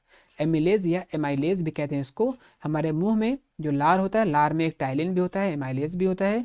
जो एमाइलेज का काम है दोस्तों, हमारे जो हम लोग खाते हैं जिसमें कार्बोहाइड्रेट होता है, वो क्या करता है, कार्बोहाइड्रेट में जो ग्लूकोज होता है उसको सरल शर्करा में क्या करता है, चेंज कर देता है। पेप्सिन का स्रावण, स्रावण मतलब रिलीज, जो पेप्सिन एंजाइम है दोस्तों ये कहाँ से निकलता है, कहाँ से ये रिलीज होता है, तो ये निकलता है आपके हमारे आमाशय की भित्ति, आमाशय यानी स्टमक, आमाशय किसको कहते हैं दोस्तों स्टमक को कहते हैं, यहाँ से निकलता है। इसमें से कौन कौन, स्टमक से कौन कौन निकलता है ये हाइड्रोक्लोरिक अम्ल निकलता है, ठीक है। एक प्रोटीन पाचक एंजाइम पेप्सिन निकलता है। पेप्सिन का काम क्या है दोस्तों, पेप्सिन जो है प्रोटीन के पाचन में सहायक होता है। एक उत्तर हमारा सबसे पहले यहाँ पर आमाशय हो जाएगा। तथा श्लेष्मा, श्लेष्मा यानी कि म्यूकस, यानी कि हमारे जो आमाशय है इसमें से हाइड्रोक्लोरिक अम्ल, एक प्रोटीन पाचक एंजाइम पेप्सिन और श्लेष्मा भी निकलता है। श्लेष्मा का काम क्या होता है, म्यूकस का काम क्या होता है, जो यहाँ पर हाइड्रोक्लोरिक एसिड निकलता है तो हमारे आमाशय यानी भित्तियों को, वॉल को क्या करता है, कवर कर देता है, ताकि एसिड से हमारा जो स्टमक है वो खराब ना हो। आहार नाल का सबसे लंबा जो भाग है वो होता है छोटी आंत, ठीक है। छोटी आंत जो होता है वो आहार नाल का सबसे लंबा भाग होता है। क्षुद्रांत, इसको छोटी आंत कहते हैं, स्मॉल इंस्टेटाइन कहते हैं। क्षुद्रांत यानी स्मॉल इंस्टेटाइन कार्बोहाइड्रेट, प्रोटीन तथा वसा के पूर्ण पाचन का स्थल है। यानी जब जैसे जैसे फूड आगे बढ़ता रहता है वैसे वैसे सबका पाचन होता रहता है, लेकिन पूरी तरह से जो पाचन कार्बोहाइड्रेट प्रोटीन वसा का होता है वो कहाँ पर होता है, वो हमारे स्मॉल इंस्टेटाइन यानी छोटी आंत में होता है दोस्तों, ठीक है। और यकृत से स्रावित पित्तरस, पित्तरस का जो स्राव होता है, पित्त जिसे बाइल जूस कहते हैं, ठीक है दोस्तों। यानी पित्त रस का जो स्रावण होता है यकृत यानी हमारे लीवर से होता है, और प्रोटीन कार्बोहाइड्रेट और वसा यानी फैट का जो पाचन होता है वो हमारे छोटी आंत में होता है। तो कार्बोहाइड्रेट, प्रोटीन और वसा का जो पूर्ण पाचन होता है वो कहाँ पर होता है, आपके छोटी आंत में होता है दोस्तों। पित्त रस का जो स्रावण होता है वो पित्त रस यानी बाइल जूस, इसको हम बाइल जूस कहेंगे। बाइल बाइल जूस जो हमारा सीक्रेट होता है यानी रिलीज होता है, ये हमारे लीवर से यानी लीवर से होता है। यहाँ पर आप देखेंगे दोस्तों अग्नाशय, अग्नाशय क्या है, अग्नाशय यानी कि पैंक्रियाज, अग्नाशय से अग्नाशयी रस यानी पैंक्रियाटिक जूस निकलता है, ठीक है दोस्तों, जिसमें प्रोटीन के पाचन के लिए ट्रिप्सिन एंजाइम होता है। तो यहाँ पर सबसे इंपॉर्टेंट जो हमारा क्वेश्चन है कि अग्नाशय से कौन सा प्रोटीन पाचक एंजाइम का स्रावण होता है, तो वो होता है आपका ट्रिप्सिन, ठीक है दोस्तों। तथा इमल्सीकृत वसा का पाचन करने के लिए लाइपेज एंजाइम होता है। यहाँ पर दोनों की बात कर रहे हैं, यानी अग्नाशय से आपका प्रोटीन के पाचन के लिए ट्रिप्सिन निकलता है दोस्तों, और इमल्सीकृत यानी इमल्सीकृत फैट, जो इमल्सीकृत वसा होता है इसके पाचन के लिए क्या निकलता है, इसके पाचन के लिए आपका लाइपेज एंजाइम भी यहीं से निकलता है। प्रोटीन पाचक एंजाइम ट्रिप्सिन का जो स्रावण होता है दोस्तों, प्रोटीन पाचक एंजाइम कहाँ से निकलते हैं, तो हमारे अग्नाशय जिसको हम पैंक्रियास कहते हैं। इमल्सीकृत वसा का पाचन किया जाता है तो किसके द्वारा किया जाता है, वो लाइपेज के द्वारा किया जाता है। दीर्घरोम यानी वीली, इसको हम वीली कहते हैं। दीर्घरोम यानी वीली जैसी संरचना कहाँ पाई जाती है, तो वो हमारे छोटी आंत में पाई जाती है दोस्तों, जो हमारे भोजन के अवशोषण में, यानी जो पचित भोजन होता है यानी जो भोजन डाइजेस्ट हो जाता है उसका अवशोषण करता है यानी एब्जॉर्प्शन करता है। और इसका काम क्या है दोस्तों, विली ये जो अवशोषण का जो क्षेत्रफल है उसे यानी उसके सतही क्षेत्रफल को, यानी उसके सतही क्षेत्रफल को ये बढ़ा देता है, यानी उसको इंक्रीज कर देता है, जिससे जो फूड है इसका एब्जॉर्प्शन यानी अवशोषण अच्छे से हो पाए। कार्बन डाइऑक्साइड का परिवहन हमारे शरीर में होता है। कार्बन डाइऑक्साइड का जो हमारे शरीर में परिवहन यानी ट्रांसपोर्टेशन होता है वो कैसे होता है, तो वो होता है आपका विलेय के रूप में, यानी लिक्विड फॉर्म में होता है, यानी गैस फॉर्म में नहीं होता हमारे बॉडी में। ये हमारे विलेय अवस्था में यानी कि लिक्विड फॉर्म में होता है। मानव में श्वसन वर्णक हीमोग्लोबिन है। श्वसन वर्णक यानी कि श्वसन यानी सांस के लिए, सॉरी दोस्तों, श्वसन वर्णक हीमोग्लोबिन यानी कि जो इसमें ऑक्सीजन का जो ट्रांसपोर्टेशन करता है, ऑक्सीजन का जो, जैसे हम लोग पढ़े हैं, ये इसी में हमारा कार्बन डाइऑक्साइड भी परिवहन होता है यानी कि ट्रांसपोर्ट होता है। इसी तरह हमारा जो ऑक्सीजन है ये भी क्या होता है, ऑक्सीजन में हीमोग्लोबिन होता है जो ऑक्सीजन के वहन, परिवहन या ट्रांसपोर्टेशन के लिए यूज किया जाता है। इसलिए श्वसन का जो वर्णक है वो कौन है, हीमोग्लोबिन है। ऑक्सीजन का परिवहन किया जाता है, तो ऑक्सीजन का जो परिवहन किया जाता है वो आपके आरबीसी यानी कि रेड ब्लड कार्पोसेल्स यानी कि लाल रुधिर कणिकाओं के द्वारा ऑक्सीजन का परिवहन किया जाता है। दोस्तों यहाँ पर ब्लड प्रेशर की बात की गई है। ब्लड प्रेशर में क्या है, जो उच्च उच्च स्तर होता है यानी कि संकुचन, संकुचन यानी कि कंप्रेस, यानी कि जब हाई ब्लड प्रेशर है, मतलब कि उच्च जो स्तर होता है वो 120 mm होता है, और निम्न हमारा क्या होना चाहिए, 80 mm यानी 80 mm होना चाहिए। इससे ज़्यादा भी क्या है, इससे ज़्यादा भी हमारे स्वास्थ्य के लिए अच्छा नहीं है, और इससे कम भी हमारे स्वास्थ्य के लिए अच्छा नहीं होता है। और जो ब्लड प्रेशर होता है इसका मापन किससे होता है, तो इसका मापन जो है स्फेग्नोमैनोमीटर नामक यंत्र से किया जाता है दोस्तों। ठीक है। उच्च रक्तदाब को अति तनाव भी कहा जाता है। ठीक है। यहाँ पर सबसे पहले हमारा रक्तदाब यानी ब्लड प्रेशर को हम किससे मापते हैं, तो ब्लड प्रेशर मापने के लिए हम स्फेग्नोमैनोमीटर का यूज करते हैं। पचे हुए वसा का वहन किया जाता है, तो पचा जो वसा होता है दोस्तों उसका वहन कौन करता है, जैसे अभी हम लोगों ने पढ़ा है कि ऑक्सीजन का परिवहन कौन करता है, ट्रांसपोर्ट कौन करता है, तो आपका आरबीसी करता है। इसी तरह लसिका, क्या दोस्तों, लसिका जो होती है ये वसा का वहन करता है। तो जो वसा यानी फैट जो हमारे बॉडी में पच जाता है, तो इसका जो परिवहन करता है वो लसिका के द्वारा किया जाता है। नेफ्रॉन कहाँ उपस्थित हो दोस्तों, नेफ्रॉन हमारे वृक्क में उपस्थित होते हैं। वृक्क बोले तो आपके किडनी में, यानी वृक्क यानी वृक्काणु, जो नेफ्रॉन होते हैं, यानी इसका जो फंक्शनल यूनिट होता है वो नेफ्रॉन होता है दोस्तों। और इसी से हमारा किडनी क्या होता है, किडनी का निर्माण होता है। यहाँ पर क्या है आप देखेंगे, किसी व्यक्ति को मृत घोषित करता है तब कुछ अंग, अच्छा हाँ ठीक है दोस्तों, यानी कि हमारे जो अंगदान होते हैं वो मृत होने पर ही किए जा सकते हैं, लेकिन कुछ ऐसे हमारे अंग हैं, जैसे वही हमारा यहाँ पर चर्चा किया गया है, जैसे गुर्दा यानी किडनी है, यकृत यानी लीवर के कुछ भाग, और फेफड़े इत्यादि और उत्तकों का दान दाता जीवित रहने पर भी कर सकता है। तो प्रश्न में आ सकता है कि कौन से ऐसे अंग हैं जिनका दान हम जीवित रहने पर भी कर सकते हैं, इस तरह से प्रश्न बन सकते हैं। तो हमारा गुर्दा यानी किडनी है, यकृत है, यकृत का कुछ भाग है, और फेफड़ा यानी जीवित रहने पर भी कोई इसका दान कर सकता है। केंद्रीय तंत्रिका तंत्र, केंद्रीय तंत्रिका तंत्र का निर्माण में शामिल है। तो केंद्रीय तंत्रिका तंत्र के निर्माण में मेरु, रज्जु और मस्तिष्क, ठीक है दोस्तों, यानी जो सेंट्रल यानी कि हमारा नर्वस सिस्टम होता है, इसके निर्माण में कौन हेल्पफुल होता है, तो मेरु रज्जु यानी मस्तिष्क। ठीक है दोस्तों, ये दोनों ही हमारे केंद्रीय तंत्रिका तंत्र के भाग हैं। मस्तिष्क में मनुष्य मुख्य रूप से कितने भाग होते हैं, तो मस्तिष्क में मनुष्य के मुख्य रूप से 3 भाग होते हैं। आप देखेंगे यहाँ पे दोस्तों, मस्तिष्क में इस तरह से मुख्य रूप से 3 भाग होते हैं, जिसमें एक अग्र मस्तिष्क है, एक मध्य मस्तिष्क है, और एक पश्चिम। अग्र मस्तिष्क में आगे वाला, मध्य मस्तिष्क में जो बीच में होता है, और पश्चिम मस्तिष्क में जो सबसे पीछे उपस्थित होता है। तो मस्तिष्क मुख्य रूप से 3 भागों में बटा होता है। यहाँ पर आपका देखेंगे, यहाँ पर अग्र मस्तिष्क है, यहाँ बहुत सारी मस्तिष्क संबंधी जानकारियाँ दी गई हैं दोस्तों। हम आते हैं सीधे अपने प्रश्न पर। मस्तिष्क का मुख्य सोचने वाला भाग कौन है, तो मस्तिष्क का मुख्य रूप से जो सोचने वाला भाग होता है वो अग्र मस्तिष्क होता है, यानी आगे वाला मस्तिष्क होता है। तो उत्तर हमारा यहाँ पर क्या हो जाएगा, उत्तर हमारा अग्र मस्तिष्क हो जाएगा। प्रश्न हमारा आपने पीछे देखा है दोस्तों, मस्तिष्क का मुख्य रूप से सोचने वाला भाग कौन है, तो वो हमारा अग्र मस्तिष्क होता है। मस्तिष्क का वह भाग जो रक्तदाब को नियंत्रित करता है, यानी ब्लड प्रेशर का नियंत्रण करता है, तो कौन सा भाग करता है दोस्तों, तो आप देखेंगे ये अनैच्छिक क्रिया है। ब्लड प्रेशर को हम खुद से नियंत्रित नहीं कर सकते हैं, ये क्या है, इनवॉलंटरी है, यानी कि हमारे कंट्रोल में नहीं होता। जैसे रक्तदाब यानी ब्लड प्रेशर हो गया, लार आना हो गया, वमन यानी जो वॉमिटिंग होता है, उल्टी होता है, ये पश्च मस्तिष्क स्थित मेडुला, ये मेडुला यानी पश्च मस्तिष्क यानी मस्तिष्क के पीछे जो मेडुला वाला पोर्शन है, ये इसे नियंत्रित करता है यानी कंट्रोल करता है। क्या क्या दोस्तों, ब्लड प्रेशर यानी रक्तदाब, लार आना, वमन यानी उल्टी होना, ये हमारे बस में नहीं होता, ये हमारे पश्च मस्तिष्क यानी पश्च मस्तिष्क भी आ सकता है प्रश्न में, ठीक है दोस्तों, या फिर सीधे मेडुला भी आ सकता है। तो जो मेडुला उपस्थित होता है वो स्थित होता है वो हमारे पश्चिम मस्तिष्क में होता है। यही हमारे क्या करता है, रक्तदाब, लार और वोमिटिंग का नियंत्रण करता है। शरीर की जो संस्थिति यानी पोजीशन और इसका संतुलन कौन करता है? अग्र मस्तिष्क, पश्चिम मस्तिष्क और अनुमस्तिष्क। तो पश्चिम मस्तिष्क में स्थित भाग कौन है? अनुमस्तिष्क। ठीक है दोस्तों, अभी हम लोगों ने पढ़ा कि पश्चिम मस्तिष्क में दो भाग हो गए, एक तो अनुमस्तिष्क हो गया और दूसरा जो मेडुला है, मेडुला जो हमारा वोमिटिंग है, ब्लड प्रेशर है, इन सबको नियंत्रित करता है। लेकिन पश्चिम मस्तिष्क का ही एक भाग है अनुमस्तिष्क। ठीक है दोस्तों, जिसे हम सेरिबेलम कहते हैं।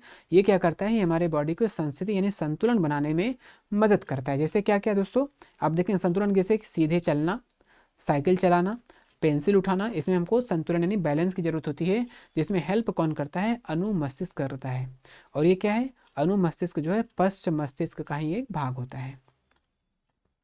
ऊतक संरक्षित कैसे रहते हैं, यानी जो हमारे टिश्यू होते हैं वो उनको रिजर्व कैसे रखा जाता है?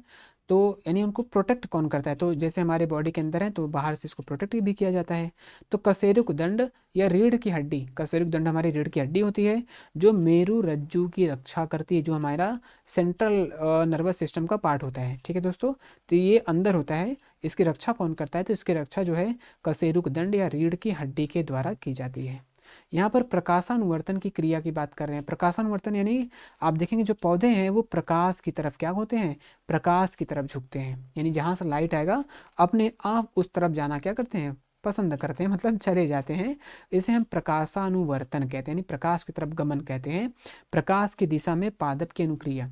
अंधेरे में अगर आप जैसे खिड़की के पास रख दे रहे हैं तो आप देखेंगे पौधा कुछ दिन बाद प्रकाश की तरफ खुद ब खुद जाने लगता है, इसी को हम प्रकाशानुवर्तन कहते हैं। इसी तरह जो जड़ है यानी जो रूट है दोस्तों, ये आप देखेंगे अपने आप जमीन के नीचे ही जाएगा, ये ऊपर नहीं आएगा। इसे हम धनात्मक गुरुत्वानुवर्ती यानी कि पॉजिटिव ग्रेविटेशन को ये शो करता है, यानी कि नीचे की तरफ जाता है। और ये ऋणात्मक गुरुत्वाकर्षण यानी पौधे हैं, यानी कि ये गुरुत्वाकर्षण को विपरीत काम करता है, यानी नीचे नहीं बल्कि ऊपर जाता है। तो यहाँ पर निगेटिव जो ग्रेविटेशन फोर्स है निगेटिव होता है, किसमें?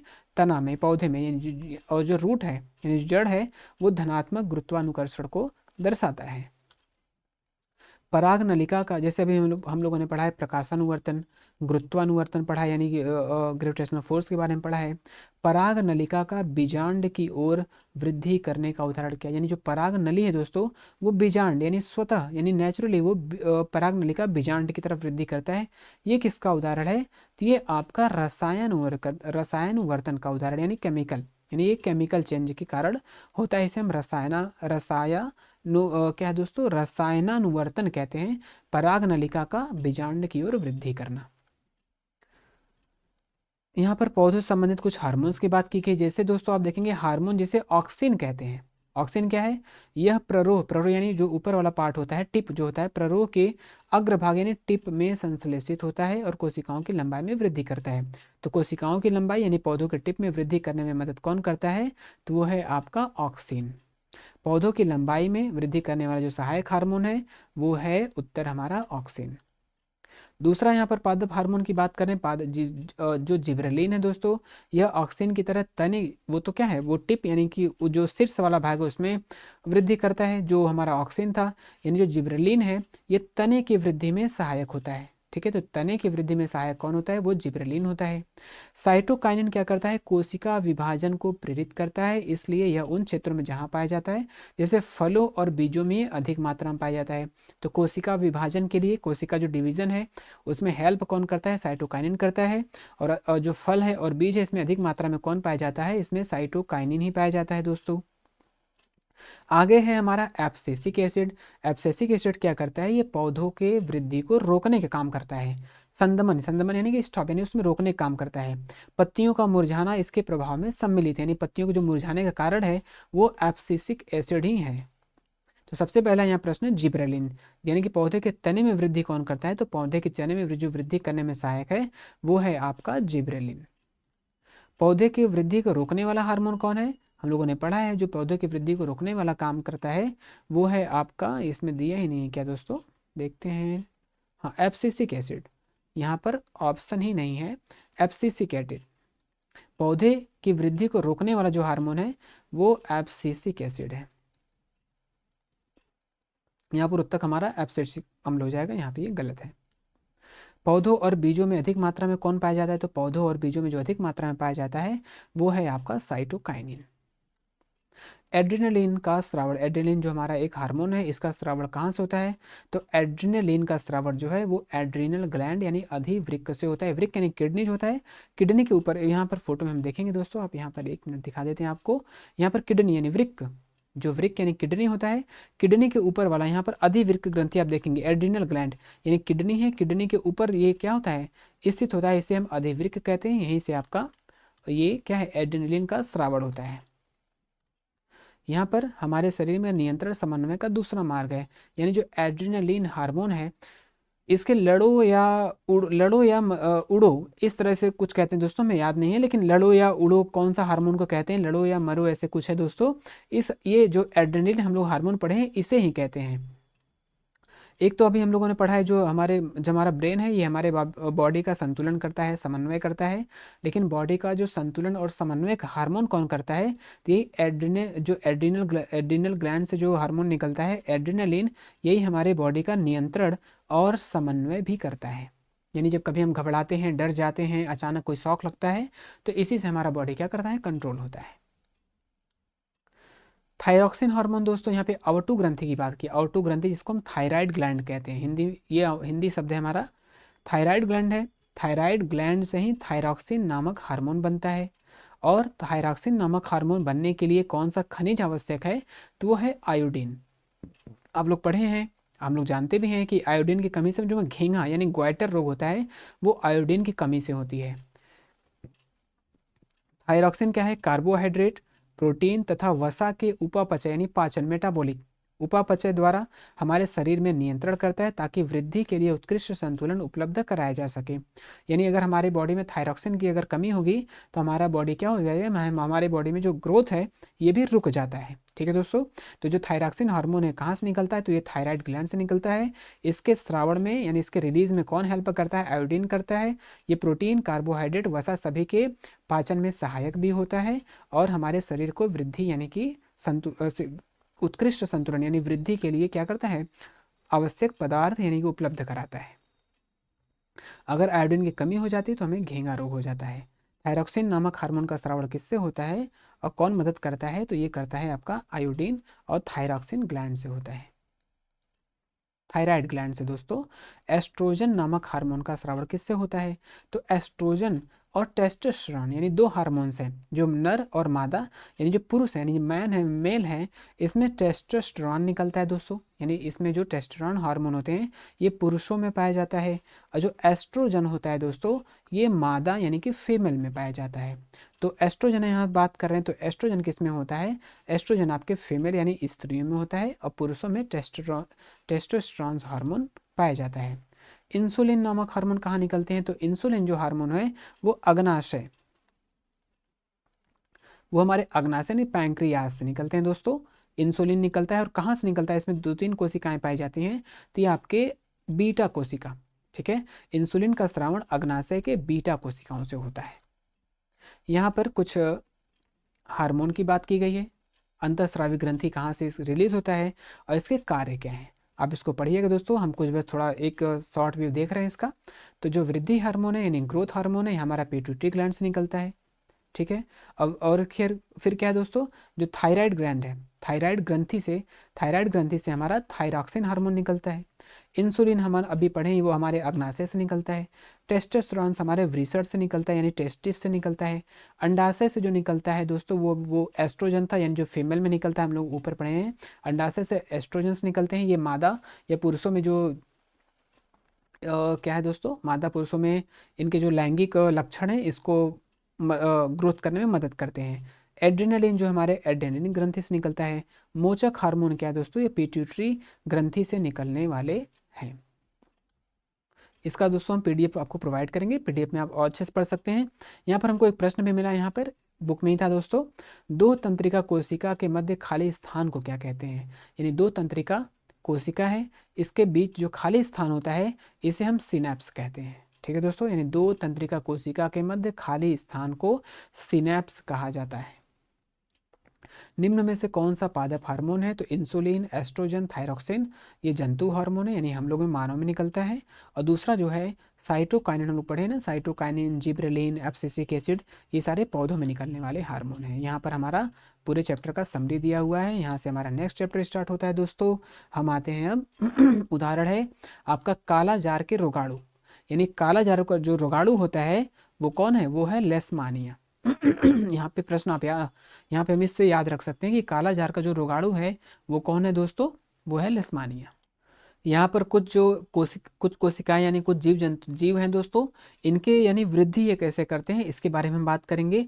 तो सबसे पहला यहाँ पर जो काला जार का रोगाणु है ये लेशमानिया है दोस्तों। यहाँ पर अभी हम आगे आएंगे, स्लाइड में देखेंगे आप। हाँ, यहाँ पर अमीबा, यानी जो अमीबा है वो अपना ग्रोथ कैसे करता है? तो अमीबा में जो ग्रोथ होता है वो द्विखंडन के द्वारा होता है। द्विखंडन से तात्पर्य क्या है? यानी एक जो इसका जो पार्ट है यानी दो खंडों में विभाजित हो जाएगा, और इससे जो दो खंड यानी दो पार्ट में डिवाइड होगा, फिर ये नया बनेंगे।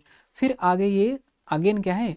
दो खंड में फिर डिवाइड होगा, फिर ये दो दो खंड में यानी दो दो पार्ट में डिवाइड होते रहते हैं, इसलिए इसे द्विखंडन कहते हैं। इसी तरह इनका जो जनरेशन है वो बढ़ता रहता है।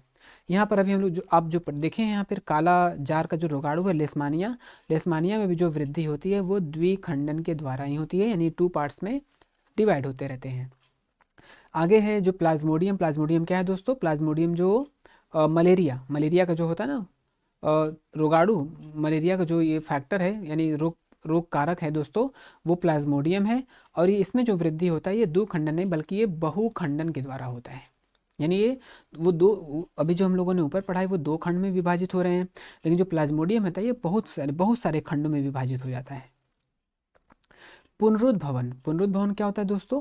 पुनरुद्भवन मतलब अगर किसी पौधे की, यानी यहाँ पर पूरा लिखा हुआ है, किसी पौधे को पौधे नहीं दोस्तों, यानी ये जो जीव है, जैसे कौन है दोस्तों? हाइड्रा और प्लेनेरिया।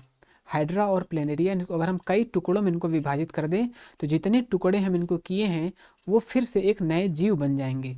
तो किसमें होता है ये? हाइड्रा और प्लेनेरिया जैसे सरल सरल जीवाणुओं को यदि कई टुकड़ों में काट दिया जाए तो प्रत्येक टुकड़ा फिर से पूर्ण जीव यानी पूरी तरह से एक नए जीव का निर्माण कर लेते हैं।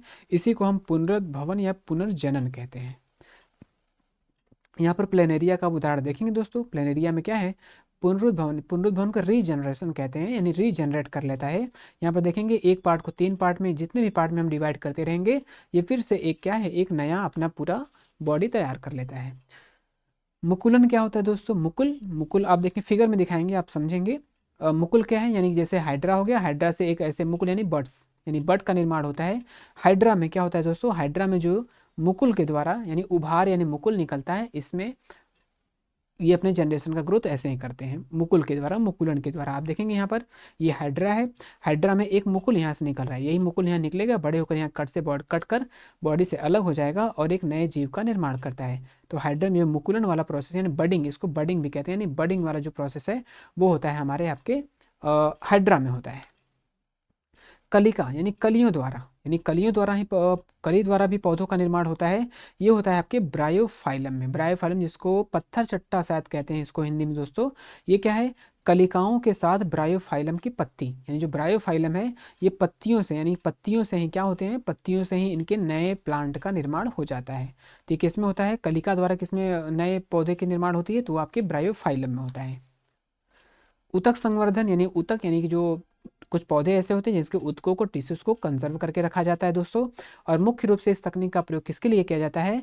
तो सामान्यतः सजावटी पौधों के संवर्धन में उतक संवर्धन जो मेथड है इसका, विधि का प्रयोग किया जाता है। जीवाणु समासंग यानी जीवाणुओं द्वारा, जैसे अभी हम देखें कि किसी में द्विखंडन है, बहुखंडन है, कलिका द्वारा है, तो जीवाणुओं द्वारा भी क्या होता है? जीवाणुओं द्वारा भी नए जीव का निर्माण किया जाता है। किसमें हो जाता है? तो सबसे पहले हम यहाँ देख लेंगे कि ब्रेड पर धागे के समान जो कुछ संदाय, यानी अगर हम ब्रेड रखते हैं तो कुछ दिन बाद उसमें क्या होते हैं? वो खराब खराब फंगस टाइप के लगने लगते हैं। वो क्या होता है? वो राइजोपस होता है, वो फंगस होता है। और उस फंगस का नाम क्या है दोस्तों? राइजोपस होता है।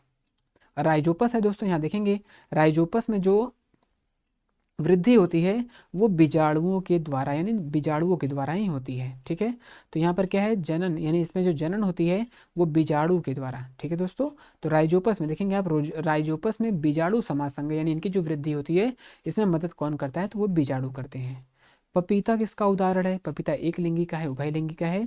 तो पपीता यानी जिसमें देखेंगे जिसमें पुंकेसर यानी पुरुष या स्त्री केवल एक होता है फूलों में, उसको हम एक लिंगी कहते हैं। आप एक लिंगी में देखेंगे कौन कौन है, पपीता और तरबूज। पपीता और तरबूज क्या है, एक लिंगी होते हैं। और गुड़हल हो गया, सरसों हो गया, ये उभय लिंगी है, यानी कि इसमें मेल और फीमेल दोनों पोर्शन या दोनों पार्ट पाए जाते हैं। पौधों में मादा जनन भाग यानी फीमेल डैश भागों में विभक्त होता है, यानी जो मादा जनन भाग होता है वो कितने भागों में बटा होता है, तो वो 3 भागों में बटा दोस्तों।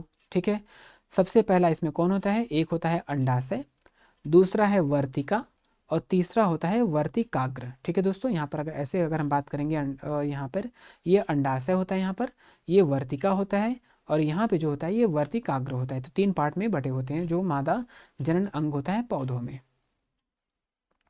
परागकण का स्थानांतरण उसी पुष्प, हाँ परागण की बात कर रहे हैं यहाँ पर दोस्तों, परागण यानी कि परागण। परागण भी 2 तरह से होते हैं, यानी जो परागकण का स्थानांतरण उसी पुष्प के वर्तिकाग्र पर होता है, यानी कि जब जो परागण होता है यानी परागकण जो होते हैं उसी पुष्प के वर्तिकाग्र पर जाते हैं, उसे हम स्वपरागण कहते हैं। परंतु जो परागकण हैं दूसरे पुष्प पर अगर स्थानांतरित ट्रांसफर हो जाते हैं तो उन्हें हम पर परागण कहते हैं, यानी कि एक ही पुष्प पर। ठीक है दोस्तों, यानी जो परागकण होते हैं उसका स्थानांतरण वर्तिकाग्र पर होता है यानी उसी पुष्प पर, तो उसे हम स्वपरागण, लेकिन अगर दूसरे पुष्प पर हो जाता है तो उसे हम पर परागण कहते हैं। नर जनन तंत्र की बात करेंगे यहाँ पर। नर जनन कोशिका अथवा शुक्राणु का निर्माण कहाँ होता है, तो ये आपके टेस्टिस यानी वृषण में होता है दोस्तों। ठीक है, इसका काम क्या होता है वृषण, पहला तो ये आपके शुक्राणु का निर्माण करता है दोस्तों। आगे है ये टेस्टोस्टेरोन हार्मोन का उत्पादन करता है दोस्तों। कौन, वृषण। हम लोग पढ़े कि टेस्टिस क्या करता है, टेस्टोस्टेरोन हार्मोन का उत्पादन भी करता है। और ये क्या करता है, हमारे शरीर को जो हमारे द्वितीयक लैंगिक लक्षण है, जो सेकेंडरी लैंगिक लक्षण होते हैं दोस्तों, इनमें क्या करता है, इनमें वृद्धि करने का काम करता है। तो यहाँ पर 2 हैं, शुक्राणु का जो निर्माण होता है वो वृषण में होता है, और यहाँ से टेस्टोस्टेरोन हार्मोन का भी निर्माण होता है। भ्रूण होता है दोस्तों, भ्रूण माँ के रुधिर से ही पोषण प्राप्त करता है। ठीक है, और इस जो पोषण प्राप्त करने में मदद करता है उसे हम प्लेसेंटा कहते हैं, सामान्य शब्दों में हम जिसे नाभि कहते हैं दोस्तों। बच्चे की जो नाभि होती है उसको वास्तव में जो वैज्ञानिक नाम है उसका प्लेसेंटा है, और इसी नाभि यानी प्लेसेंटा से ही जो भ्रूण होते हैं, बच्चे होते हैं, उनको माँ से जो पोषण प्राप्त होता है वो प्लेसेंटा द्वारा ही प्राप्त होता है।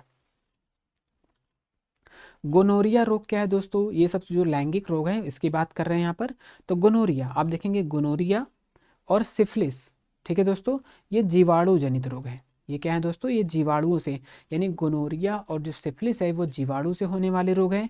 आगे अगर हम बात करें वायरस से होने वाले जो संक्रमण है वो है वार्ट यानी मस्सा, और HIV एड्स, ये वायरस से होने वाले रोग हैं। तो इस तरह से प्रश्न आता है दोस्तों कि इसके जो कारक हैं वो कौन है, जीवाणु हैं, वायरस हैं, प्रोटोजोआ हैं, कवक हैं, कौन है, तो ये यहाँ पे हमारा जो गोनोरिया है वो हमारा आपका जीवाणु से होने वाला रोग है। यहाँ पर आपका समरी दिया हुआ है। इसका जो PDF है दोस्तों आपको हमारे Telegram channel fast learn by Vikas पर मिल जाएगा। आप PDF से और भी अच्छे से उसको पढ़कर रिवाइज कर सकते हैं, तो PDF हम आपको प्रोवाइड इस पर कर देंगे। यहाँ पर अगला चैप्टर शुरू होता है। अनुवांशिकता की बात करेंगे तो अनुवांशिकता के बारे में जो अध्ययन करने वाले हैं वो हैं ग्रेगर जॉन मेंडल। पहली बात हो गई दोस्तों दूसरा बात है कि इन्होंने किसके पौधे का प्रयोग किया था। ये कभी कभी प्रश्न में आता है कि इन्होंने जिस पौधे का प्रयोग किया था अनुवांशिकता यानी हेरिडेटरी का प्रयोग करने के लिए, वो कौन सा पौधा था, तो वो मटर का पौधा था। लिंग निर्धारण यानी कि जैसे हम लोग में यानी कि मानव में या कुछ जंतु ऐसे होते हैं जो लिंग निर्धारण होता है वो जन्म से ही होता है, जैविक होता है दोस्तों। लेकिन कुछ प्राणी ऐसे होते हैं जिनमें लिंग का निर्धारण यानी उनके सेक्स का निर्धारण जैविक नहीं होता, यानी वो बदलता रहता है। जैसे कुछ सरीसृप लिंग निर्धारण यानी निषेचित अंडे युग्मक के उष्मायन यानी ताप पर निर्भर करते हैं, यानी कि जब उनका निषेचन होता है तो इसके बाद जो युग्मक बनता है उनके टेम्परेचर पर डिपेंड करता है। ठीक है दोस्तों, फिर कि नर होगा या मादा होगा, किसकी बात कर रहे हैं, सरीसृपों की बात कर रहे हैं। फिर घोंघा, ये तो सबसे अलग हमको दिखा यहाँ पर। घोंघे जैसे प्राणी अपना लिंग बदल सकते हैं, तो प्रश्न में आ सकता है दोस्तों, यानी कि इनका लिंग जो है वो अनुवांशिक नहीं है बल्कि वो मतलब एक तरह से इन्वायरमेंट पे डिपेंड करता है। जो मानव है, मानव में जो लिंग का निर्धारण होता है वो हेरिडेटरी होता है, अनुवांशिकता पर निर्भर करता है। तो प्रश्न में आ सकता है कि कौन सा ऐसा जीव है जो अपने लिंग को बदल सकता है, तो वो है आपका घोंघा। यहाँ पर हमारा चैप्टर का समरी है, यहाँ पर हमारा प्रकाश वाला चैप्टर स्टार्ट होता है दोस्तों। ठीक है, यहाँ पर विवर्तन है, यहाँ पर हमारा कोई खास प्रश्न नहीं है, आप इसको पढ़िएगा दोस्तों पीडीएफ में। फिर अगर हम देखते हैं यहाँ पर, हाँ, जो प्रकाश, ठीक है, हम इसकी चर्चा कर लेते हैं। विवर्तन यानी जो विवर्तन होता है दोस्तों, विवर्तन की बात करें तो प्रकाश में विवर्तन क्या होता है, जब कोई छोटी वस्तु रखा है यहाँ पर, प्रकाश यहाँ से आता है, प्रकाश यहाँ से टर्न होकर इसको क्रॉस कर जाता है, यानी कि हमको ये छोटी वस्तु इतना छोटा होता है कि इसको पार कर जाता है, तो इस घटना को हम विवर्तन कहते हैं। और विवर्तन के लिए प्रकाश को तरंग के रूप में डिफाइन किया गया है। फिर आता है तरंग का जो प्रकाश का जो क्वांटम सिद्धांत है। क्वांटम सिद्धांत में प्रकाश को तरंग माना गया है या फिर कण माना गया है, तो यहाँ पर इसे न तो तरंग माना गया है न तो कण माना गया है, यानी इन दोनों के बीच में सामंजस्य स्थापित करने की कोशिश की गई है। तो प्रकाश का जो आधुनिक क्वांटम सिद्धांत है, इसमें प्रकाश को क्या माना गया है, तो इसमें कण तरंग नहीं किसी को माना नहीं गया है, बल्कि दोनों में क्या है, दोनों में सामंजस्य यानी समन्वय को स्थापित करने की बात की गई है। यहाँ पर प्रकाश का परावर्तन का नियम है दोस्तों, आपतन कोण परावर्तन कोण के बराबर होता है। आपतित किरण, दर्पण का आपतन बिंदु और अभिलंब परावर्तित किरण सभी एक ही तल में, एक ही फर्श यानी कि एक ही फर्श पे क्या होते हैं, स्थित होते हैं। यहाँ पर गोली पृष्ठ की बात की गई है दोस्तों। यहाँ पर आपके देखेंगे समतल दर्पण में इसकी बात हम कर चुके हैं, मैं स्लाइड में इसलिए शामिल कर लिया दोस्तों, ताकि जब स्लाइड हम आपको प्रोवाइड करें तो आप इसको दोबारा फिर से पढ़ लीजिएगा। समतल दर्पण में क्या होता है, इसका जो फिगर होता है आभासी होता है, सीधा होता है। प्रतिबिंब हमेशा जो बिंब यानी कि जो ऑब्जेक्ट होता है उसके साइज के बराबर होता है। और दूरी क्या होती है दोस्तों, दर्पण से जितने दूर हम होते हैं दर्पण में उतनी ही दूर हमारी प्रतिबिंब भी दिखाई देती है। इसके अतिरिक्त इसमें जो लेटरल इन्वर्स यानी पार्श्व परिवर्तन, यानी बाएं का दायां, लेफ्ट का राइट, राइट का लेफ्ट जो दिखता है, ये आपके समतल दर्पण में दिखता है। अवतल दर्पण का वक्रता केंद्र स्थित होता है। वक्रता केंद्र यानी जो हमारा अवतल दर्पण हो गया दोस्तों, ठीक है, ये हमारा परावर्तक पृष्ठ हो गया, ये हमारा परावर्तक पृष्ठ है। ये आपका पॉलिश बाहर होता है, अंदर जो परावर्तक पृष्ठ होता है वो अंदर की तरफ होता है। तो वक्रता केंद्र यानी केंद्र कहाँ होता है, अगर एक गोला हो गया, अगर इसको हम कट करेंगे तो केंद्र आपका कहाँ होगा, केंद्र आपका यहाँ होगा। तो आप देखेंगे कि जो वक्रता केंद्र होता है परावर्तक पृष्ठ के सामने स्थित होता है। तो जो अवतल दर्पण होता है इसका वक्रता केंद्र कहाँ होता है, तो परावर्तक पृष्ठ के सामने स्थित होता है। तो यहाँ पर आपका हो जाएगा सामने। अगर हम उत्तल दर्पण की बात करें तो इसका जो परावर्तक पृष्ठ कहाँ हो जाएगा, तो इसका परावर्तक पृष्ठ तो इधर हो जाएगा दोस्तों, इसका परावर्तक पृष्ठ आगे हो जाएगा, तो इसका वक्रता केंद्र कहाँ होगा, परावर्तक पृष्ठ के पीछे हो जाएगा। फिर यहाँ पर फोकस दूरी है। गोली दर्पण के ध्रुव तथा मुख्य फोकस के बीच की दूरी, यानी गोली दर्पण का जो ध्रुव है दोस्तों अब मुख्य फोकस के बीच की दूरी है, इसे हम फोकस दूरी कहते हैं। फोकस दूरी को स्मॉल एफ से डिनोट किया जाता है, कैपिटल एफ नहीं होगा, इसे स्मॉल एफ से डिनोट किया जाता है। गोली दर्पण के लिए वक्रता त्रिज्या फोकस दूरी से डैश होती है, यानी आधी होती है, दोगुनी होती है, चौथाई होती है, बराबर होती है। तो आप देखेंगे यहाँ पर किसके, छोटे द्वारक की बात कर रही है, बात किया गया है।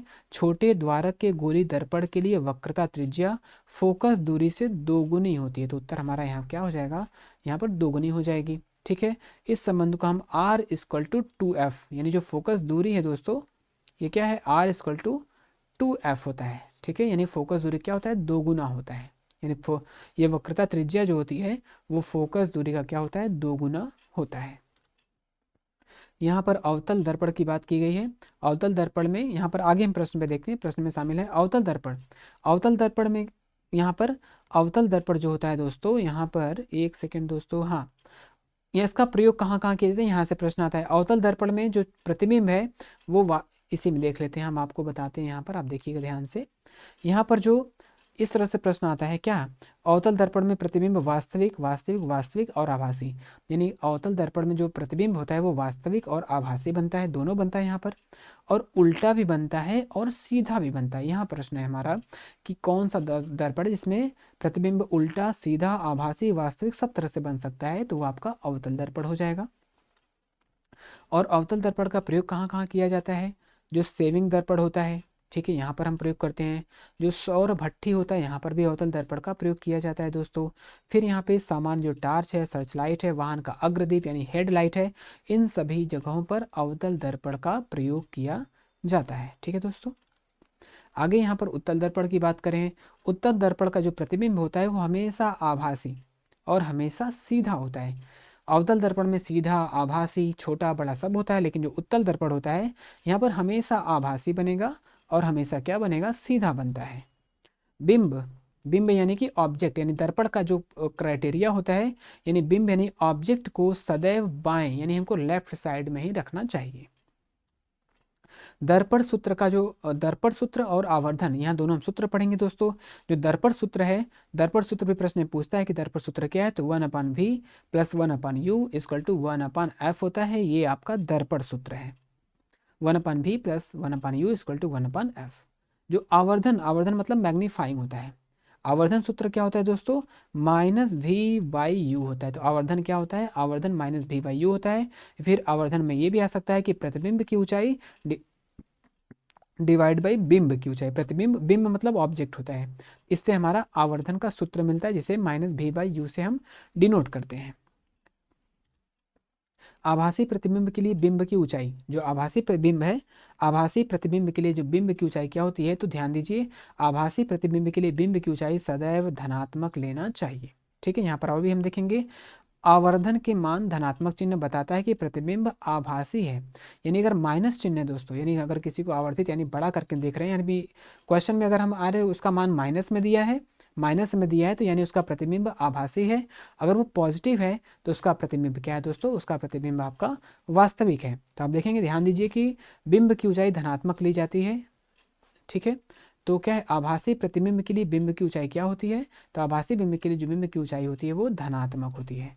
अगर हाँ आभासी होती है, अगर ऋणात्मक है तो बिंब क्या होगा, वास्तविक होगा। यानी ऋणात्मक है तो जो प्रतिबिंब है वो वास्तविक होगा, और जो अगर जो चिन्ह है वो धनात्मक है तो जो प्रतिबिंब है वो कैसा होगा, वो आभासी होगा। यहाँ पर कुछ द्रव्यों का अपवर्तनांक दिया गया है। अपवर्तनांक जैसे वायु का दिया है, जल का दिया है, बहुत सारी चीज़ों का यहाँ पर अपवर्तनांक दिया है, कि जिसमें से आप कम से कम जल का याद रखिएगा दोस्तों। और यहाँ पर किसका याद रख सकते हैं, एक, हाँ, एक हीरा का याद रख सकते हैं जिसका अपवर्तनांक सबसे अधिक है। वायु का अपवर्तनांक यहाँ पर सबसे कम है। इस तरह से प्रश्न, जो सबसे कम अपवर्तनांक है वो वायु का है, जो सबसे अधिक अपवर्तनांक है वो हीरे का है। ठीक है दोस्तों, यहाँ पर जल है, जल है, यहाँ पर केरोसिन है। तो यहाँ पर उसमें प्रश्न जो ऑलरेडी शामिल था, तो वहाँ पर लिखा है क्या, केरोसिन का अपवर्तनांक जल से क्या है, तो केरोसिन का जो अपवर्तनांक है वो जल से अधिक होता है। और यहाँ पर जो सबसे महत्वपूर्ण है वो है वायु, वायु का अपवर्तनांक सबसे कम और हीरे का अपवर्तनांक सबसे अधिक होता है। यहाँ पर दोस्तों अपवर्तन की बात कर रहे हैं। अपवर्तन में क्या होता है, प्रकाश की चाल सघन माध्यम की अपेक्षा अधिक होती है। यानी जो विरल माध्यम होता है, विरल माध्यम में क्या होता है, प्रकाश की चाल अधिक तेज होती है। तो विरल माध्यम से सघन माध्यम में गमन करने वाली प्रकाश की किरण धीमी हो जाती है। यानी विरल माध्यम से सघन माध्यम में आएगा, यानी जैसे यहाँ पर हो गया, प्रकाश की चाल हमारी क्या है, यहाँ विरल माध्यम से आया और नीचे यहाँ सघन माध्यम है, ये हमारा अभिलंब हुआ। तो प्रकाश क्या होती है, अभिलंब की ओर झुक जाती है। आपने अपवर्तन में पढ़ा होगा इसको। तो जब प्रकाश की किरणें विरल माध्यम से सघन माध्यम में आती हैं तो उसकी जो गति धीमी हो जाती है और वो अभिलंब की ओर झुक जाती है। फिर इसका अपोजिट भी हो जाएगा, जब सघन माध्यम से विरल माध्यम में प्रकाश आता है तो इसकी चाल बढ़ जाती है और ये अभिलंब से दूर हट जाती है। प्रकाश की किरण अभिलंब की ओर कब झुकती है दोस्तों, कब, जब विरल माध्यम से सघन माध्यम की ओर आती है। तो विरल माध्यम से सघन माध्यम में जब आती है तो अभिलंब की ओर झुक जाती है, और सघन माध्यम से जब विरल माध्यम में जाती है तो अभिलंब से वो दूर हो जाती है। उत्तल दर्पण का विपरीत क्या है, हम लोग जो जो क्राइटेरिया पढ़ते हैं प्रश्न बनने का, इसमें उत्तल दर्पण यानी जो लेंस है ये कौन हो जाएगा दोस्तों, अवतल लेंस हो जाएगा। जैसे हम लोग ने पढ़े कि उत्तल दर्पण का जो बिंब यानी प्रतिबिंब होता है वो सीधा और आभासी होता है, सीधा और आभासी होता है। उत्तल दर्पण जो बनता, उत्तल दर्पण जो प्रतिबिंब बनते हैं वो सीधा और आभासी बनते हैं। तो इसी तरह सीधा और आभासी किस में बनता है, वो अवतल लेंस में बनता है। अगर उत्तल लेंस की बात करो तो ये अवतल दर्पण से मैच होता है दोस्तों। ये अवतल दर्पण से मतलब एक दूसरे का विपरीत होता है, यानी जो जहाँ दर्पण है वो लेंस में काम करेगा, यहाँ पे जो लेंस में है वो दर्पण में काम करता है। तो उत्तल दर्पण का जो विपरीत है वो अवतल लेंस हो जाएगा। लेंस सूत्र यहाँ पर है, हम लोगों ने पढ़ा है पीछे दर्पण सूत्र। दर्पण सूत्र 1/v, वहाँ पर 1/v plus 1/u equal to 1/f था। तो ये दोनों में कन्फ्यूजन नहीं होना दोस्तों, हम लोग देखने में एक समान है, दोनों एक ही जैसा लगता है। तो यहाँ अगर हम लेंस सूत्र की बात करें तो लेंस सूत्र में आपका निगेटिव यानी माइनस होता है, और जो प्लस होता है ये दर्पण सूत्र में होता है। ये दोनों यहाँ पे फर्क है। आवर्धन भी था पीछे, दर्पण में भी आवर्धन था और यहाँ लेंस में भी आवर्धन है। तो जो जो दर्पण में आवर्धन था वो था -v/u। वो क्या था? वो -v/u था, लेकिन यहाँ पर पॉजिटिव, यहाँ पर +v/u है। ये किसका है? ये हमारे लेंस का है। और ये हमारा माइनस वाला किसका है? दर्पण का है। लेंस की क्षमता, जो लेंस की क्षमता होती है दोस्तों, लेंस की क्षमता P=1/f होता है। यानी लेंस क्या है? किसी लेंस द्वारा प्रकाश किरणों को अभिसरण या अपसरण यानी कि कन्वर्जेंट और डाइवर्जेंट की मात्रा को उसकी क्षमता के रूप में व्यक्त किया जाता है। ठीक है, इसे P से यानी P से डिनोट करते हैं। और F फोकस दूरी लेंस की क्षमता। ठीक है, किसी F फोकस दूरी के लेंस की क्षमता क्या होती है? तो F फोकस दूरी के लेंस की क्षमता जो होती है 1/f होती है। यानी इसकी जो क्षमता होती है इसके फोकस दूरी का अपोजिट यानी व्युत्क्रमानुपाती होता है। ठीक है दोस्तों, यानी इसका ये क्या है? ये व्युत्क्रमानुपाती शो कर रहा है। अवतल लेंस की फोकस दूरी क्या होती है?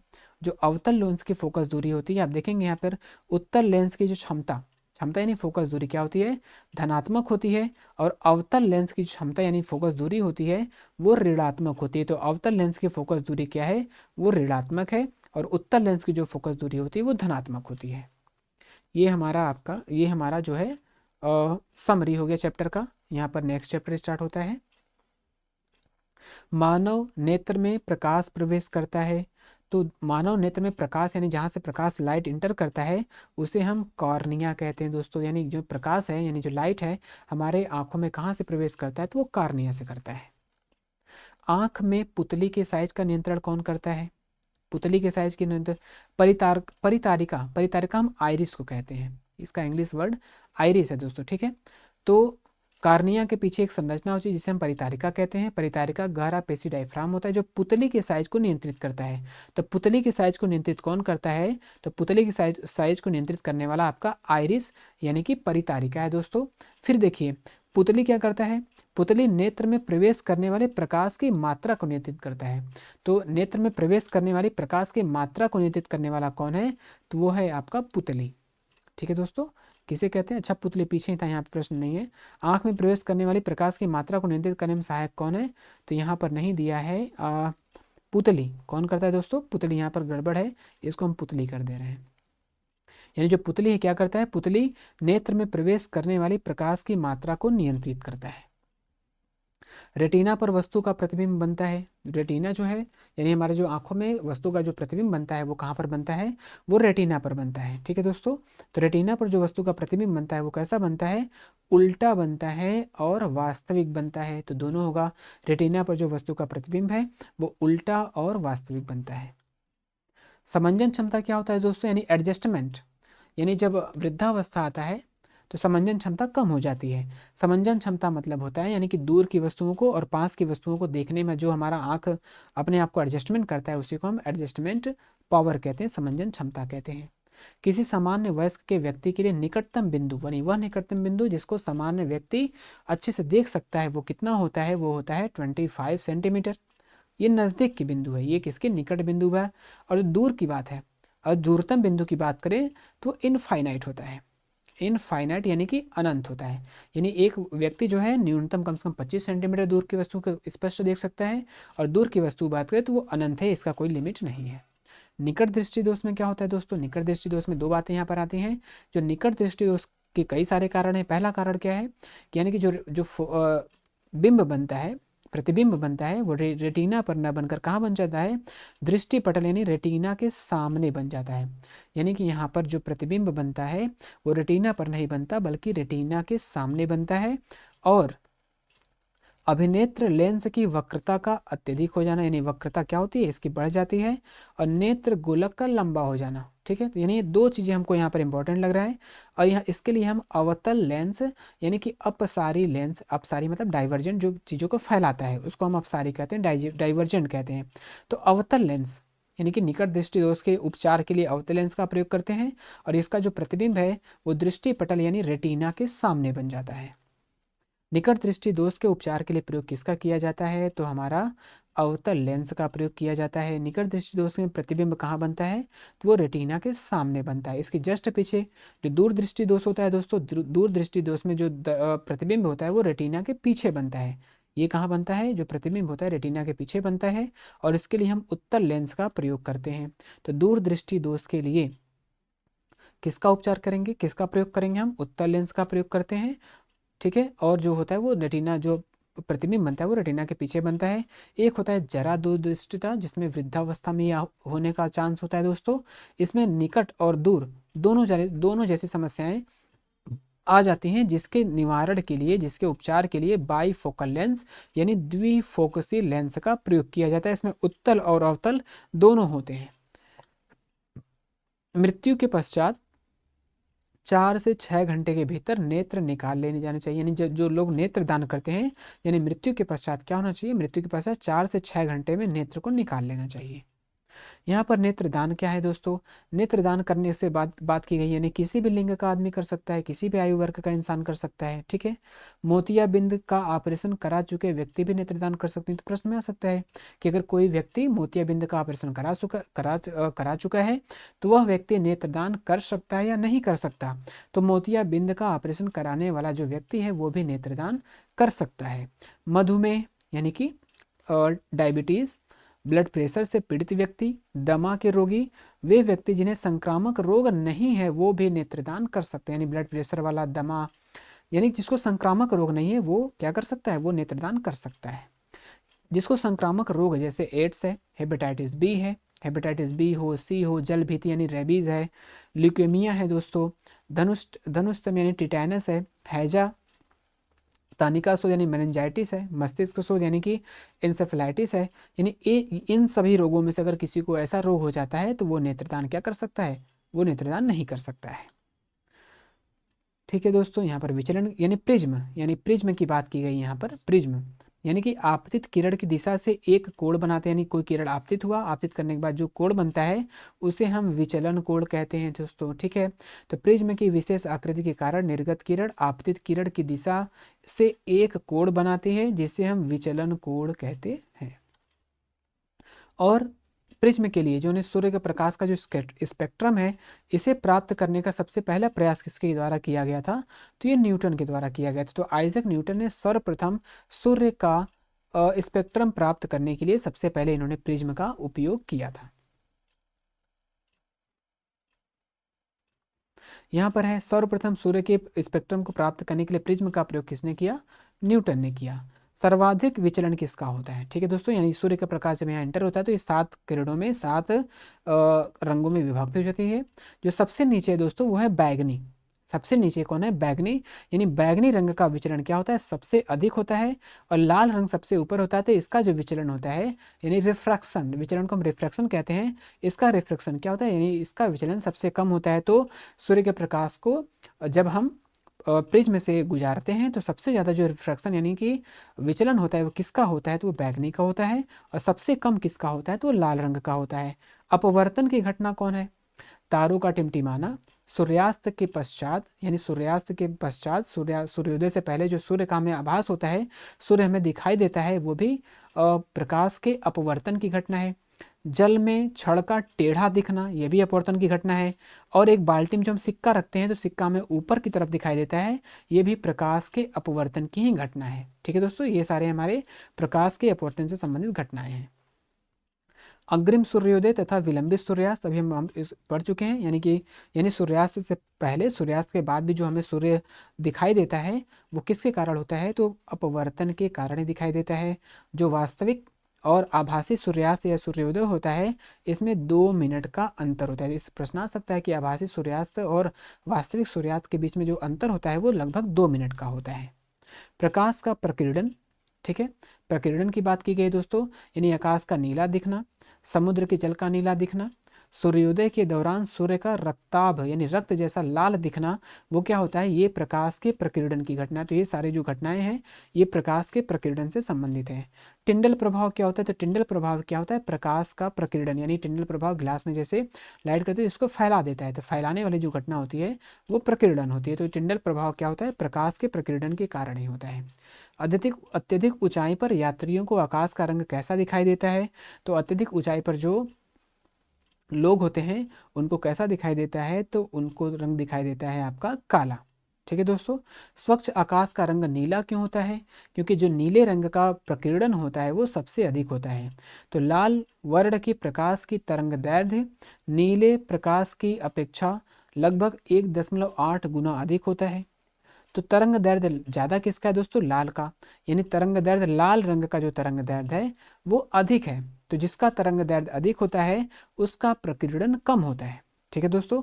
तो लाल रंग का प्रकीर्णन कम होता है और बैगनी रंग का प्रकीर्णन, इसका तरंग दैर्ध्य कम है और इसका प्रकीर्णन क्या होता है? सबसे अधिक होता है। यानी कि बैगनी रंग का प्रकीर्णन सबसे कम और इसका जो बैगनी रंग का जो तरंग दैर्ध्य है सबसे कम होता है, इसलिए इसका प्रकीर्णन सबसे अधिक होता है। ठीक है दोस्तों। इसलिए हमको आकाश का रंग नीला दिखाई देता है। लेकिन अत्यधिक ऊंचाई पर आकाश का रंग यात्रियों को कैसा दिखाई देता है? तो वहां पर काला दिखाई देता है। वो हमारा समरी था दोस्तों। समरी आप देखिएगा पीडीएफ में, जो चैप्टर में हम लोग सारा पढ़ रहे हैं उसी का समरी दिया होता है। एनसीईआरटी में जो लास्ट में एक समरी दिया होता है। विद्युत आवेश का एसआई मात्रक क्या होता है? तो ये कूलाम होता है। ठीक है। यहाँ पर विद्युत धारा है दोस्तों। विद्युत धारा का मात्रक क्या होता है? तो विद्युत धारा का मात्रक एम्पियर होता है। यहाँ पर 1 माइक्रो एम्पियर क्या होता है? 10⁻³ एम्पियर के बराबर होता है। ठीक है। ए अथवा माइक्रो एम्पियर, यहाँ पे मिली एम्पियर है। 1 मिली एम्पियर किसके इक्वल है? तो 10⁻³ एम्पियर के है। और माइक्रो एम्पियर क्या होता है? तो माइक्रो एम्पियर जो होता है 1 माइक्रो एम्पियर क्या होता है? 10⁻6 एम्पियर के बराबर होता है। तो यहाँ पर माइक्रो एम्पियर को हम शामिल किए हैं दोस्तों। जो माइक्रो एम्पियर होता है वो 10⁻6 एम्पियर के तुल्य होता है। अमीटर यानी जो विद्युत धारा होता है, विद्युत धारा को चेक करने के लिए हम अमीटर का प्रयोग करते हैं दोस्तों। ठीक है। विद्युत धारा, परिपथ में विद्युत धारा को मापने के लिए हम अमीटर का प्रयोग करते हैं, यानी इसको हम ए मीटर भी कहते हैं। ए मीटर कहते हैं। और इसको हम श्रेणी क्रम में लगाते हैं। ठीक है दोस्तों। इसको हम किस में लगाते हैं? श्रेणी क्रम में। श्रेणी क्रम, यहाँ पे उत्तर हमारा श्रेणी क्रम होगा। इसको हम सीरीज कहते हैं। यानी कि अमीटर जो हम लगाते हैं अपने घरों में विद्युत संयोजन करते हैं, यानी कि इसको हम सीरीज में लगाते हैं दोस्तों, श्रेणी क्रम में लगाते हैं। क्योंकि एक सीरीज होता है, एक समानांतर होता है। विद्युत विभवांतर का एसआई मात्रक क्या होता है? तो विद्युत विभवांतर का जो एसआई मात्रक होता है वो वोल्ट होता है। ठीक है दोस्तों। विभवांतर का एसआई मात्रक वोल्ट होता है। हम लोगों ने अभी इसको देखा है। वोल्ट मीटर का संयोजन किस में करना चाहिए? नहीं, अपने घर में जो वोल्ट मीटर लगाते हैं उसमें यानी विभवांतर मापने के लिए हम वोल्ट मीटर का प्रयोग करते हैं। जैसे हम लोगों ने पढ़ा कि ए मीटर को हम सीरीज में लगाते हैं, इसी तरह हम इसको हम पार्श्व क्रम में संयोजित करते हैं। पार्श्व क्रम यानी समानांतर। ठीक है। समांतर क्रम में हम वोल्ट मीटर को समांतर क्रम में स्थापित करते हैं। ओम का नियम है दोस्तों। ओम का नियम तो ऐसे प्रश्न में आता नहीं है, प्रश्न को आप पीडीएफ में देखिएगा। ओम का नियम, इससे संबंधित जो प्रश्न है उस पर हम देखेंगे। प्रतिरोध का एसआई मात्रक क्या होता है? तो प्रतिरोध का जो एसआई मात्रक होता है वो ओम होता है। ठीक है दोस्तों। R = V/I होता है। यहाँ पर 1 ओम किसके तुल्य होता है? 1 ओम किसके बराबर होता है? जो 1 ओम होता है 1 वोल्ट डिवाइड बाई 1 एम्पियर के बराबर होता है। ठीक है दोस्तों। किसी चालक के बीच विभवांतर 1 वोल्ट है, उसमें 1 एम्पियर का विद्युत धारा है, तो जो ये प्रतिरोध होगा वो क्या होगा? तो 1 ओम होगा। यानी 1 ओम किसके, यानी 1 वोल्ट डिवाइड बाई 1 एम्पियर के बराबर होता है। यहाँ पर है यदि प्रतिरोध दोगुना कर दिया जाए दोस्तों तो विद्युत धारा क्या रह जाएगी? यदि प्रतिरोध को हम दोगुना कर दें तो विद्युत धारा आधी रह जाती है। यहाँ पर वही प्रश्न हम लिए हैं दोस्तों। यदि किसी प्रतिरोध पर लगे यदि किसी परिपथ पर लगे प्रतिरोध का मान दोगुना कर दिया जाए तो विद्युत धारा क्या हो जाएगी? तो विद्युत धारा आधी हो जाती है। किसी चालक का प्रतिरोध निर्भर करता है, यानी प्रतिरोध किस पर निर्भर करता है? तो प्रतिरोध जो निर्भर करता है चालक की लंबाई पर निर्भर करता है। अनुप्रस्थ काट का क्षेत्रफल उस पर क्षेत्रफल पर निर्भर करता है। और जो प्रतिरोध बनने जिस धातु का बनाया गया है उसके प्रकृति पर भी निर्भर करता है। तो चालक की लंबाई, उसके क्षेत्रफल और वो किस पदार्थ का बना है, इस पर, इन सभी पर डिपेंड करता है। प्रतिरोधकता का एसआई मात्रक क्या होता है? तो प्रतिरोधकता का जो एसआई मात्रक होता है वो ओम मीटर होता है। ठीक है दोस्तों। तो प्रतिरोधकता का एसआई मात्रक क्या है? वो है ओम मीटर। श्रेणी क्रम में संयोजन, जो श्रेणी क्रम में भी हम लोग पढ़े, सीरीज जो होता है दोस्तों, सीरीज जो होता है, श्रेणी क्रम का जो परिणामी यानी रिजल्टेंट जो प्रतिरोध होता है वो क्या होता है? वो R1 + R2 + R3 होता है। ठीक है दोस्तों। इसी तरह पार्श्व क्रम में है। पार्श्व क्रम में यानी कि समांतर क्रम में जो संयोजन होता है वो 1/R1, 1/R2, 1/R3 को हम ऐड करने पर हमको रिजल्टेंट जो प्रतिरोध है ये हमको मिल जाता है। फ्यूज को हम कैसे ऐड करते हैं? फ्यूज हम घर में जैसे लगाते हैं फ्यूज, तो इसको हम श्रेणी क्रम में लगाते हैं। ठीक है, फ्यूज को हम हमेशा अपने घरों में श्रेणी क्रम में ही लगाते हैं, यानी श्रेणी क्रम जो सीरीज हम कहते हैं इसको। विद्युत शक्ति का एसआई मात्रक क्या है? तो विद्युत शक्ति का जो एसआई मात्रक है वो वॉट होता है। 1 वाट 1 किलोवाट, यानी जो हम लोग घर में अपने विद्युत मीटर लगाते हैं दोस्तों, बिजली के जो हमारे घर में मीटर लगता है उसमें जो हमारे घर में कितना बिजली यूज किया गया है उसको हम यूनिट में मापते हैं। ठीक है दोस्तों, उसे हम जो इसका मापक होता है उसको हम किलोवाट घंटा, जो यूनिट होता है उसको हम किलोवाट घंटा भी कहते हैं। तो 1 किलोवाट घंटा किसके बराबर होता है? तो जो 1 किलोवाट घंटा होता है वो 3.6 इंटू 10⁶ जूल के बराबर होता है। प्रश्न में आ सकता है कि 1 किलोवाट घंटा क्या होता है? तो 1 किलोवाट घंटा जो है 3.6 × 10⁶ जूल के बराबर होता है। और इसे सामान्य बोलचाल की भाषा में हम यूनिट कहते हैं। ये हमारा समरी है। आगे हमारा विद्युत धारा के प्रभाव को हम पढ़ेंगे। विद्युत धारा के प्रभाव का अध्ययन पहले किसके द्वारा किया गया था? तो क्रिश्चियन आर्स्टेड के द्वारा किया गया था। ये पिछले चैप्टर, पिछले क्लास में भी शायद ये था। ठीक है, और इन्हीं के सम्मान में दोस्तों चुंबकीय क्षेत्र की तीव्रता का, जो चुंबकीय क्षेत्र की तीव्रता है इसका मात्रक क्या होता है? तो चुंबकीय क्षेत्र की तीव्रता का मात्रक क्या है? आर्स्टेड रखा गया है। प्रश्न बहुत अच्छा है दोस्तों कि चुंबकीय क्षेत्र की तीव्रता का मात्रक क्या होता है? वो आर्स्टेड रखा गया है। और विद्युत चुंबकीय क्षेत्र की तीव्रता का अध्ययन, चुंबकीय क्षेत्र का अध्ययन करने वाले सबसे पहले कौन थे? क्रिश्चियन आर्स्टेड थे। ये दोनों प्रश्न यहाँ से आ सकता है। चुंबक के भीतर चुंबकीय क्षेत्र की रेखाओं की दिशा क्या होती है? तो जैसे ये चुंबक हो गया दोस्तों, ये चुंबक है। चुंबक के बाहर जो चुंबकीय क्षेत्र की दिशा होती है तो नॉर्थ साउथ, यहाँ पे नॉर्थ है, यहाँ पे साउथ है, ये नॉर्थ से साउथ होता है। लेकिन फिर चुंबक के भीतर जो दिशा होती है वो साउथ से नॉर्थ, यानी कि दक्षिण से उत्तर की तरफ होती है। तो हम देखेंगे दक्षिणी ध्रुव से उत्तरी ध्रुव की ओर होती है। यहाँ पर नीचे इसको डिस्क्राइब किया गया है। दक्षिण हस्त अंगुष्ठ का नियम, दक्षिण हस्त जो अंगुष्ठ का नियम है इसको हम इसे मैक्सवेल का कार्क स्क्रू नियम भी कहते हैं। तो मैक्सवेल का जो कार्क स्क्रू नियम है वो कौन है? तो दक्षिण हस्त का अंगुष्ठ का नियम है। इसमें जो अंगूठा है वो किसको दिखा रहा है? अंगूठा जो है विद्युत धारा की दिशा की ओर इंगित करता है। यहाँ पर दक्षिण हस्त अंगुष्ठ का नियम के द्वारा अंगूठा किसे डिनोट करता है? तो अंगूठा जो है वह विद्युत धारा की दिशा की ओर डिनोट करता है। यहाँ पर फ्लेमिंग का वाम हस्त का नियम है, बाएं हाथ का नियम है दोस्तों। यहाँ पर अंगूठा किसको दिखाता है? यहाँ पर जो अंगूठा होता है चालक की गति अथवा चालक पर आरोपित बल की दिशा को दिखाता है। यहाँ पर फ्लेमिंग की वाम हस्त का जो नियम है, अंगूठा क्या करता है?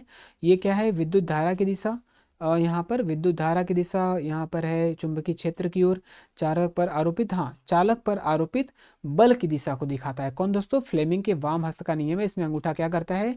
चालक पर आरोपित बल की दिशा को डिनोट करता है। यहाँ पर औषध में चुंबकत्व, औषध यानी कि मेडिकल, ठीक है, मेडिकल में जो चुंबकीय का प्रयोग किया गया है यहाँ पर है चुंबकीय अनुनाद प्रतिबिंब, यानी चुंबकीय क्षेत्र, यानी चुंबक, इसमें चुंबक का यूज किया जाता है जो जिसे हम MRI कहते हैं। इसका full form magnetic resonance imaging होता है। यहाँ पर चुंबक का प्रयोग करके, यानी जो चिकित्सा होता है, यानी जो मेडिकल लाइन है, इसमें बहुत जगह पे बहुत सारे मशीन में चुंबक का प्रयोग करके जो बॉडी है इसका इन्वेस्टिगेशन किया जाता है। घरेलू विद्युत परिपथ, घरेलू विद्युत परिपथ यानी घर पे जो हम विद्युत परिपथ यानी घर पे जो हम बिजली की लाइन बिछाते हैं अपने घरों में, वो क्या होता है? उनमें बीच क्या होता है? उसमें 220 वोल्ट का विभवांतर होता है। हम लोग कहते हैं ना कि हम लोग को जो घर में बिजली होती है वो 220 वोल्ट पे काम करती है, यानी वो विभवांतर होता है दोस्तों। ये हमारा क्या है दोस्तों? हाँ, ये समरी है। यहाँ से आते हैं क्वेश्चन नंबर 100 नंबर पे हम पहुंच चुके हैं दोस्तों। किसी परिपथ में विद्युत धारा की उपस्थिति की जांच करने के लिए किस यंत्र का प्रयोग किया जाता है? तो वो होता है आपका गैल्वेनोमीटर। ठीक है, तो किसी परिपथ में विद्युत धारा है या नहीं है इसकी जांच करने के लिए हम गैल्वेनोमीटर का प्रयोग करते हैं। डीसी धारा, डीसी जिसे हम डायरेक्ट कहते हैं, डीसी धारा क्या होती है? सदैव एक ही दिशा में। ये दोस्तों कुछ प्रश्न हैं जो हमारे जो न्यू एनसीईआरटी इसमें नहीं था, ये हमारे पुराने एनसीईआरटी में था, तो इसलिए हमको इसको अलग से शामिल कर लिया। इसको हम यहाँ पे नीचे डिस्क्राइब भी कर दिए हैं। तो जो डीसी धारा होती है ये सदैव एक ही दिशा में चलती है दोस्तों। जो डीसी धारा होती है, डायरेक्ट करंट होता है, वो हमेशा एक ही दिशा में चलता है और जो एसी धारा होता है वो कुछ समय बाद अपनी दिशा क्या करती है, परिवर्तित करती रहती है। जो डीसी धारा है वो सदैव एक ही दिशा में चलती है। घरों में विद्युत उपकरण को जोड़ा जाता है, तो घरों में जो विद्युत उपकरण होते हैं उनको पार्श्व क्रम में जोड़ा जाता है। क्यों? क्योंकि उनको समान वोल्टता, यानी वोल्ट जो वोल्टेज है, जैसे जितने भी उपकरण हम घर में लगाएं सभी को 220 वोल्ट ही मिले, इसके लिए हम घरों में जो सारी चीज़ें हैं उनको हम पार्श्व क्रम यानी समांतर क्रम, ये उत्तर है यहाँ पे, इसको हम समांतर क्रम में जोड़ते हैं। विद्युत जनरेटर किस पे काम करता है? ठीक है दोस्तों, तो विद्युत जो जनरेटर है ये क्या करता है, आप देखेंगे यहाँ पर इसका काम क्या होता है, ये यांत्रिक ऊर्जा को विद्युत ऊर्जा में परिवर्तित करता है और ये विद्युत चुंबकीय प्रेरण के सिद्धांत पर काम करता है। तो उत्तर आ जाएगा यहाँ पर, जो विद्युत जनरेटर है ये विद्युत चुंबकीय प्रेरण के सिद्धांत पर काम करता है। आगे हमारा ये है हमारा पर्यावरण।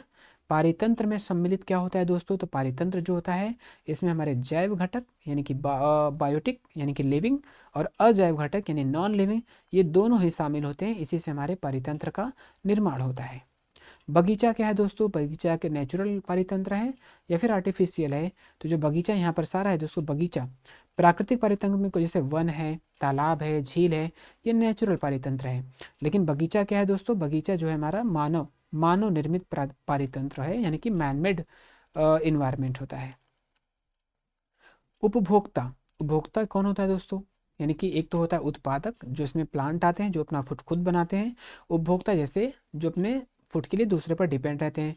इसमें शाकाहारी, मांसाहारी, सर्वाहारी और परजीवी, यानी उपभोक्ता को 4 भागों में बांटा गया है। कौन कौन से हैं?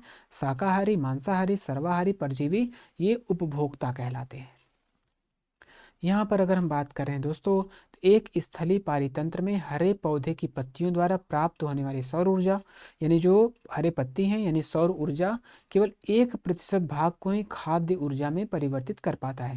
यानी जो पत्तियां सौर ऊर्जा को लेती हैं उस पूरे सौर ऊर्जा से केवल 1% भाग का ही क्या करता है, फूड में कन्वर्ट कर पाता है। खाद्य श्रृंखला में अगले स्तर पर जो पोषक तत्व हैं वो कितने प्रतिशत पहुंचते हैं, तो वो केवल 10% ही पहुंचते हैं। यानी किसी जानवर ने कुछ खा लिया तो अगला जानवर जब इसको खाएगा तो इसका केवल 10% ही इसे मिल पाता है। ठीक है, तो औसतन 10% ही उपभोक्ता के अगले स्तर पर पहुंचता है। खाद्य श्रृंखला में ऊर्जा के प्रवाह की दिशा क्या होती है दोस्तों, तो खाद्य श्रृंखला में जो ऊर्जा के प्रवाह की दिशा होती है हमेशा एक दिशा यानी एक ही दिशा में होता है। ठीक है, और है यहाँ पर ये है दोस्तों जैव आवर्धन। हाँ, यहाँ पर बात किया गया जैव आवर्धन। जैसे किसी भी खाद्य श्रृंखला में जो मनुष्य है वो शीर्षस्थ है, यानी खाद्य श्रृंखला की बात करें तो जो मनुष्य होता है सबसे ऊपर आता है। तो अगर किसी जानवर ने कोई केमिकल खाया, इसको अगला जानवर खाया, इसको अगला जानवर खाया, लास्ट में इसको मनुष्य खाया, तो ये केमिकल सबसे ज़्यादा स्टोर किसके पेट में हुआ, तो मनुष्य के पेट में हुआ। इसी को हम जैव आवर्धन कहते हैं। अतः हमारे शरीर में रसायन सर्वाधिक मात्रा में संचित हो जाता है। तो सबसे ज़्यादा जो रसायन संचित होता है हमारे बॉडी में होता है, क्योंकि खाद्य श्रृंखला में सबसे ऊपर मनुष्य आते हैं, इसी को हम जैव आवर्धन कहते हैं। यहाँ पर दोस्तों जो CFC होता है, CFC क्लोरोफ्लोरो कार्बन, CFC क्या है, हमारे वायुमंडल में जो ये है ओजोन लेयर है, जो ओजोन लेयर है इसे नुकसान पहुंचाने में सबसे ज़्यादा रोल प्ले करता है। ठीक है, इसलिए क्या है, इसको रोकने के लिए बहुत सारे क्या होते हैं, पर्यावरण से संबंधित और देशों के मीटिंग भी होते रहते हैं। और ये मिलता कहाँ है, जो CFC होता है ये रेफ्रिजरेटर यानी जो फ्रिज जो शीतलन है इसमें मिलता है। तो 1987 में संयुक्त राष्ट्र पर्यावरण यानी UNEP की सर्वसम्मति बनी क्या दोस्तों, कि जो CFC का उत्पादन है 1986 के स्तर पर ही सीमित रखा जाए, यानी 1986 में जो स्तर था वहीं पर रखा जाए, अब इसको बढ़ाया ना जा सके। और जो CFC से जो रेफ्रिजरेटर बनाए जाते हैं उस पर भी प्रतिबंध लगाया जा सके। दोस्तों इसका PDF आपको हमारे Telegram channel fast learn by Vikas पर मिल जाएगा। आप यहाँ पे इसको ज्वाइन करके आप PDF इसका प्राप्त कर सकते हैं। क्लास हमारा आप समाप्त हो गया दोस्तों, यानी कि हमने जो जो साइंस है इसमें क्लास 6 to 10 तक का हम डिस्कस कर चुके हैं। तो उम्मीद करते हैं दोस्तों आपको ये समझ में आया होगा। आप चाहे तो दोस्तों और भी डीप स्टडी कर सकते हैं, लेकिन NCERT में जो भी प्रश्न आए हैं हमने उन सभी को शामिल करने का पूरा प्रयास किया है। तो दोस्तों आज का क्लास हमारा समाप्त होता है। आप हमारे चैनल को लाइक करिए, शेयर करिए, सब्सक्राइब करिए दोस्तों, और अपनी बात जो है दोस्तों कमेंट में आप कह सकते हैं। ठीक है, तो आप सभी का हमारे क्लास में जुड़ने के लिए बहुत बहुत धन्यवाद।